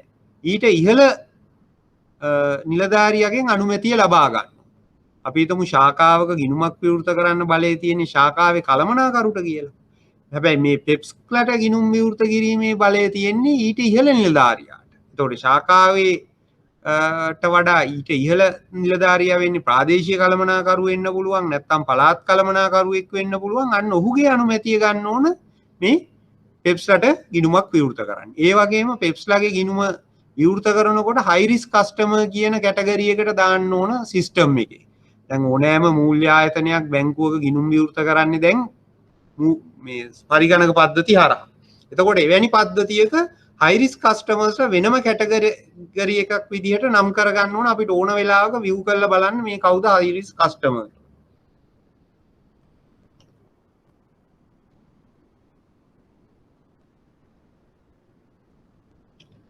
කවුද මේ අධි අවදානම් සහිත ගනුදෙනුකාරයෝ කවුද කියලා හොයාගන්න මේ පුද්ගලයාගේ රිස්ක් ප්‍රොෆයිල් එක පද්ධතිය තුල අප්ඩේට් කරලා තියන්න. එසේ නොකරොත් අපිට පසුග අවස්ථාවක බලා ගන්න බෑ මේ පුද්ගලයාගේ අවදානම් තත්ත්වය. ඔය රිස්ක් රේටින් අප්ඩේට් කියන්නේ ඒක තමයි. එවැනි නිර්ණායක ලබා දීම සිද්ධ කරන්නේ මේ පනත යටතේ. ඊගාවට පනතේ තුන්වෙනි වගන්තිය අනුව කියනවා අනන්‍යතාවයේ අවශ්‍ය පරිදි තහවුරු නොකරන ගනුදෙනුකරුවන් සමග ගනුදෙනු නොකළ යුතුය. එවැනි ගනුදෙනුකරුවන් සැකකටයුතු ගනුදෙනුකරුවන්සේ මූල්‍ය බුද්ධියකයට වාර්තා කළ යුතුයි. ඒ කියන්නේ එසේ අපි ඉල්ලන data දෙන්න කවුරු හරි බෑ කියනවා නම් ඒගොල්ලන්ට account open කරන්න ඕනේ. හැබැයි open නොකර අපිට නිහඬව ඉන්න බෑ. එයා ඇවිල්ලා try කරා අපේව තැප් කරා මුදල් විසුද්ධීකරණ ක්‍රියාවකට කියන වගේ දෙයක් අපි සැකකටයුතු ගනුදෙනු වාර්තාවක් විදිහට යම් ආකාරයක රිපෝටිං එකක් කරලා තියන්න. මොකක්ද අහන ප්‍රශ්නේ? රත්තරන් වැනි වෙළඳාම් කරන අයෙක් මිල ඉහළ යාම නිසා අධික ලාභයක් ලද අවස්ථාවක බැංකු සැලකිලිමත් වෙනවාද විය යුතුය? ප්‍රශ්නේ පැහැදිලිමත්. ඒ කියන්නේ එවැනි අවස්ථාවක ඔහු විසින් දැන් රත්තරන් රන්නාභරණ එහෙම නැත්නම් ස්වර්ණාභරණ මැණික් වගේ දේක ගනුදෙනුකරුවෙක්ට ඒ කියන්නේ මිල ඉහළ යෑමෙන් ලාභයක් වුණා නම් එයා ඒක ප්‍රූව් කරන්න එයාගේ පැත්තේ තියෙන්නේ. අපි අර කිව්වේ මුදල් ගනුදෙනු මූල්‍ය විසුද්ධීකරණ පනතේ තියෙන්නේ ඔහුගේ සාමාන්‍ය ව්‍යාපාරයකින් එනවට වඩා වැඩි ලාභයක් එනවා නම් අපි මූලික වශයෙන් සලකන්නේ නීති විරෝධී ක්‍රියාකාරකමකින් ලැබපු ලාභයක් විදිහට. එහෙම නැත්නම් නීති විරෝධී කාර්යයකින් උපයපු ආදායමක් විදිහට තමයි මූලිකව අපි හිතන්නේ. හැබැයි එයා තමයි ඔප්පු කරන්න ඕන නෑ මං එහෙම කිසිම නීති විරෝධී වැඩක් කරේ නෑ. මං අහවල් දවසේ ගත්ත රත්තරන් රුපියල් 75000කට එකපාරට ලක්ෂය වුණා. ඉතින් මගේ ගාව රම්පවුම් 25ක් තිබ්බා. මෙන්න ඒක නිසා අධික ලාභයක් මට පවුමකට 25000 ගානේ පවුම් 25ට මෙච්චර ගාණක් හම්බුණා. ඒක එයාගේ පැත්තේ ප්‍රූව් කරන්න ඩොකියුමන්ට් තියෙනවා නම් එයා ගත්ත දවස් ඉඳලා අද වෙනකොට ප්‍රූව් කරන්න ඩොකියුමන්ට්ස් තියෙනවා නම් එයා බේරෙයි. ඒක ගැන අපිට ප්‍රශ්නයක් නැහැ. නමුත් අපිට තියෙන එකම දේ මේක සස්පිෂස් ට්‍රාන්සැක්ෂන් එකක් විදියට හඳුනා ගැනීම පමණයි. පැහැදිලිනේ? එතකොට යම් කිසි පුද්ගලයෙක් ඉල්ලන තොරතුරු දෙන්නේ නැත්නම් අපි ඒ වගේ පුද්ගලයෙකුට ගිණුම් විවෘත කරන්න හොඳ නැහැ. ඒක කරන්න බෑ. ඒ වගේම අපි ඒක මූල්‍ය බුද්ධියකයට වාර්තා කළ යුතුයි. ඊගාවට හතරවෙනි වගන්තිය කියන සෑම ආයතනයක්ම ගනුදෙනුකරුවන්ට අදාළ ලේඛන සාක්ෂි ගනුදෙනුව සිදු වී අවසන් වී අවුරුදු 6ක කාලයක් මූල්‍ය බුද්ධියකයේ විමසුවොත් ඉදිරිපත් කිරීමට තබා ගන්න ඕන. ඒ කියන්නේ එම කාලයේ අවුරුදු 6ක් වෙන්නේ ගනුදෙනුකරුගේ ගනුදෙනුව සිදු වී අවසන් වෙලා අවුරුදු 6ක. එතකොට ගිණුම් විවෘත කිරීමේ තොරතුරු අපිට තියාගන්න ඕන ගිණුම විවෘත කරලා අවුරුදු 6ක් නෙවෙයි. ගිණුම විවෘත කිරීලා ගනුදෙනුව සිදු වී අවසන් කියන්නේ ගිණුම වහපු දවස් ඉඳලා අවුරුදු 6ක්. ගිණුම් විවෘත කිරීමට අදාළ තොරතුරු තියාගන්න වෙන්නේ ගිණුම වහලපු දවස් ඉඳලා අවුරුදු 6ක්. ට්‍රාන්සැක්ෂන් එකකට අදාළ තොරතුරු තියාගන්න තියෙන්නේ ට්‍රාන්සැක්ෂන් එක සිදු වෙච්ච දවස් ඉඳලා අවුරුදු 6ක්. හැබැයි ඒ తত্ত্বය මූල්‍ය බුද්ධියකයට ඕනනම් පුළුවන් තවත් දීර්ඝ කරන්න. ඒගොල්ලොන්ට හිතෙනවා නම් නෑ මේ අවුරුදු 6 මදි කියලා ඒගොල්ලොන්ට කියන්න පුළුවන් මූල්‍ය ආයතනයකට හරි බැංකුවකට හරි නෑ අවුරුදු 6ක් නෙවෙයි ඕගොල්ලෝ 10ක් තියාගන්න. එතකොට එම ලේඛනවල ගනුදෙනුවේ ස්වභාවය, දිනය, යොදාගෙන ඇති මුදල් වර්ගය, ප්‍රමාණය, ගනුදෙනුවේ පාර්ශවකරුවන්, වාර්තාව පිළියෙල කරන සේවා නියුක්තිකයාගේ නම ලිපිනේ ආදී ඇතුළත් විය යුතුයි. එතකොට මේ ගනුදෙනුකරුගේ මේ ගනුදෙනුවේ තොරතුරු මූල්‍ය බුද්ධියකේ ඉල්ලන ෆෝමැට් එකට අපි ලබා දීමට බැඳිලා සිටිනෝ බැංකුවක් සහ මූල්‍ය ආයතන. ඒකට අදාළ නීතිය තියෙන්නේ මූල්‍ය ගනුදෙනු වාර්තා කිරීමේ පනතේ 4 වෙනි වගන්තිය. එතකොට බැංකුවක් 5 වෙනි වගන්තිය අනුව කියනෝ ගනුදෙනුකරුවන් සම්බන්ධයෙන් නිසි උද්‍යෝගයෙන් හා සියුම් නිරීක්ෂණයෙන් ක්‍රියා කළ යුතුයි. ඒතකොට KYC කියන්නේ අර ඉනිෂියල් පොයින්ට් එකේ අපි කතා කරපු දේ. ඒ කියන්නේ ගනුදෙනුකරු හඳුනා ගැනීම. CDD කියන එක තමයි මේ කියන්නේ. නිසි උද්‍යෝගයෙන් ක්‍රියා කිරීම. එහෙම නැත්නම් ගනුදෙනුකාර සම්ප්‍රජන්‍යතාවය. නිසි උද්‍යෝගයෙන් ක්‍රියා කරනවා කියන්නේ නිසි සැලකිල්ලෙන් ඔහුගේ ප්‍රොෆයිල් එක. ඒ කියන්නේ කස්ටමර්ගේ ආදායම් ලැබීම හෝ ආදායමේ ප්‍රමාණය වෙනස් වීම අපි නිසි පරිදි වාර්තා කරලා තියන්න ඕනේ. එහෙම නැත්නම් අප්ඩේට් කරලා තියාගන්න ඕන අපේ පද්ධති තුල. පැහැදිලිනේ? ඊගාවට පනතේ 6 වෙනි වගන්තිය කියනවා මූල්‍ය බුද්ධිය එක්ක නියම කරන මුදල් ප්‍රමාණය ඉක්මවන ගනුදෙනු සම්බන්ධ වාර්තාවක් නිශ්චිත කාල සීමාවකට වරක් සියලුම මූල්‍ය ආයතන මූල්‍ය බුද්ධිය එක්ක වෙත වාර්තා කරන්න ඕන. කළ යුතුයි. වර්තමානයේ රුපියල් මිලියනයකට වැඩි සෑම ගනුදෙනුවක්ම මාසයකට දෙවරක් 15 සහ 30 වන දින වාර්තා කරන්න ඕන. ඒ කියන්නේ මේක වර්තමාන තත්ත්වය තමයි මේක ඇවිල්ලා සස්පිෂස් ට්‍රාන්සැක්ෂන් නෙවෙයි. සැකකටයුතු ගනුදෙනු නෙවෙයි මේ වාර්තා කරන්නේ සාමාන්‍ය වාර්තාකරණය. මේ පනතේ කෙලින්ම තියෙනවා මූල්‍ය බුද්ධිය එක්ක ඉල්ලා සිටින අවස්ථාවක ඉල්ලා සිටින දත්ත ලබා දෙන්න ඕන. දැනට වුන් ඉල්ලා සිටින්නේ සෑම රුපියල් මිලියනයට වඩා වැඩි ගනුදෙනු 15 සහ 30 ලබා දිය යුතුයි. ඒකට ඒ සියලුම ගනුදෙනු ලබා දෙන්න ඕන. කෑෂ් ට්‍රාන්සැක්ෂන් ඉන් අවුට් ඉලෙක්ට්‍රොනික ට්‍රාන්සැක්ෂන් ඉන් අවුට් මේ සියල්ල අපි ලබා දිය යුතුයි. පැහැදිලිනේ? මෙතෙන් දෙනකම් පැහැදිලිද? මේක ටිකක් අර කම්ප්ලෙක්ස් නේ. හරියට බලාගත්තොත් සරල වැඩක්. හැබැයි මට සරල වුණාට මට තේරෙන්නේ නැහැ ඔයගොල්ලන්ට සරලද කියලා. හරි අපි අදට මෙතනින් නවත්තමු. තව වැඩිදුර විස්තර අපි ලබන සතියේ කතා කරමු. මම ලබන සතියෙන් ගොඩක් මං කිව්වේ මගේ මේ සෙෂන් එක ඉවර කරන්න බලාපොරොත්තු වෙනවා. ප්‍රශ්න මොනවා හරි තියෙනවා නම් ලබන සතිය වෙනකොට මං කතා කරපුවා සම්බන්ධයෙන් ඕන ප්‍රශ්නයක් අහන්න. නැත්නම් අර මං කියපු ඕන මීඩියා එකකින් මගෙන් ප්‍රශ්න කරන්න. එතකොට මම උත්තර දෙන්නම්. අද ප්‍රශ්න නැත්නම් අපි නවත්තමු. ඕකේ.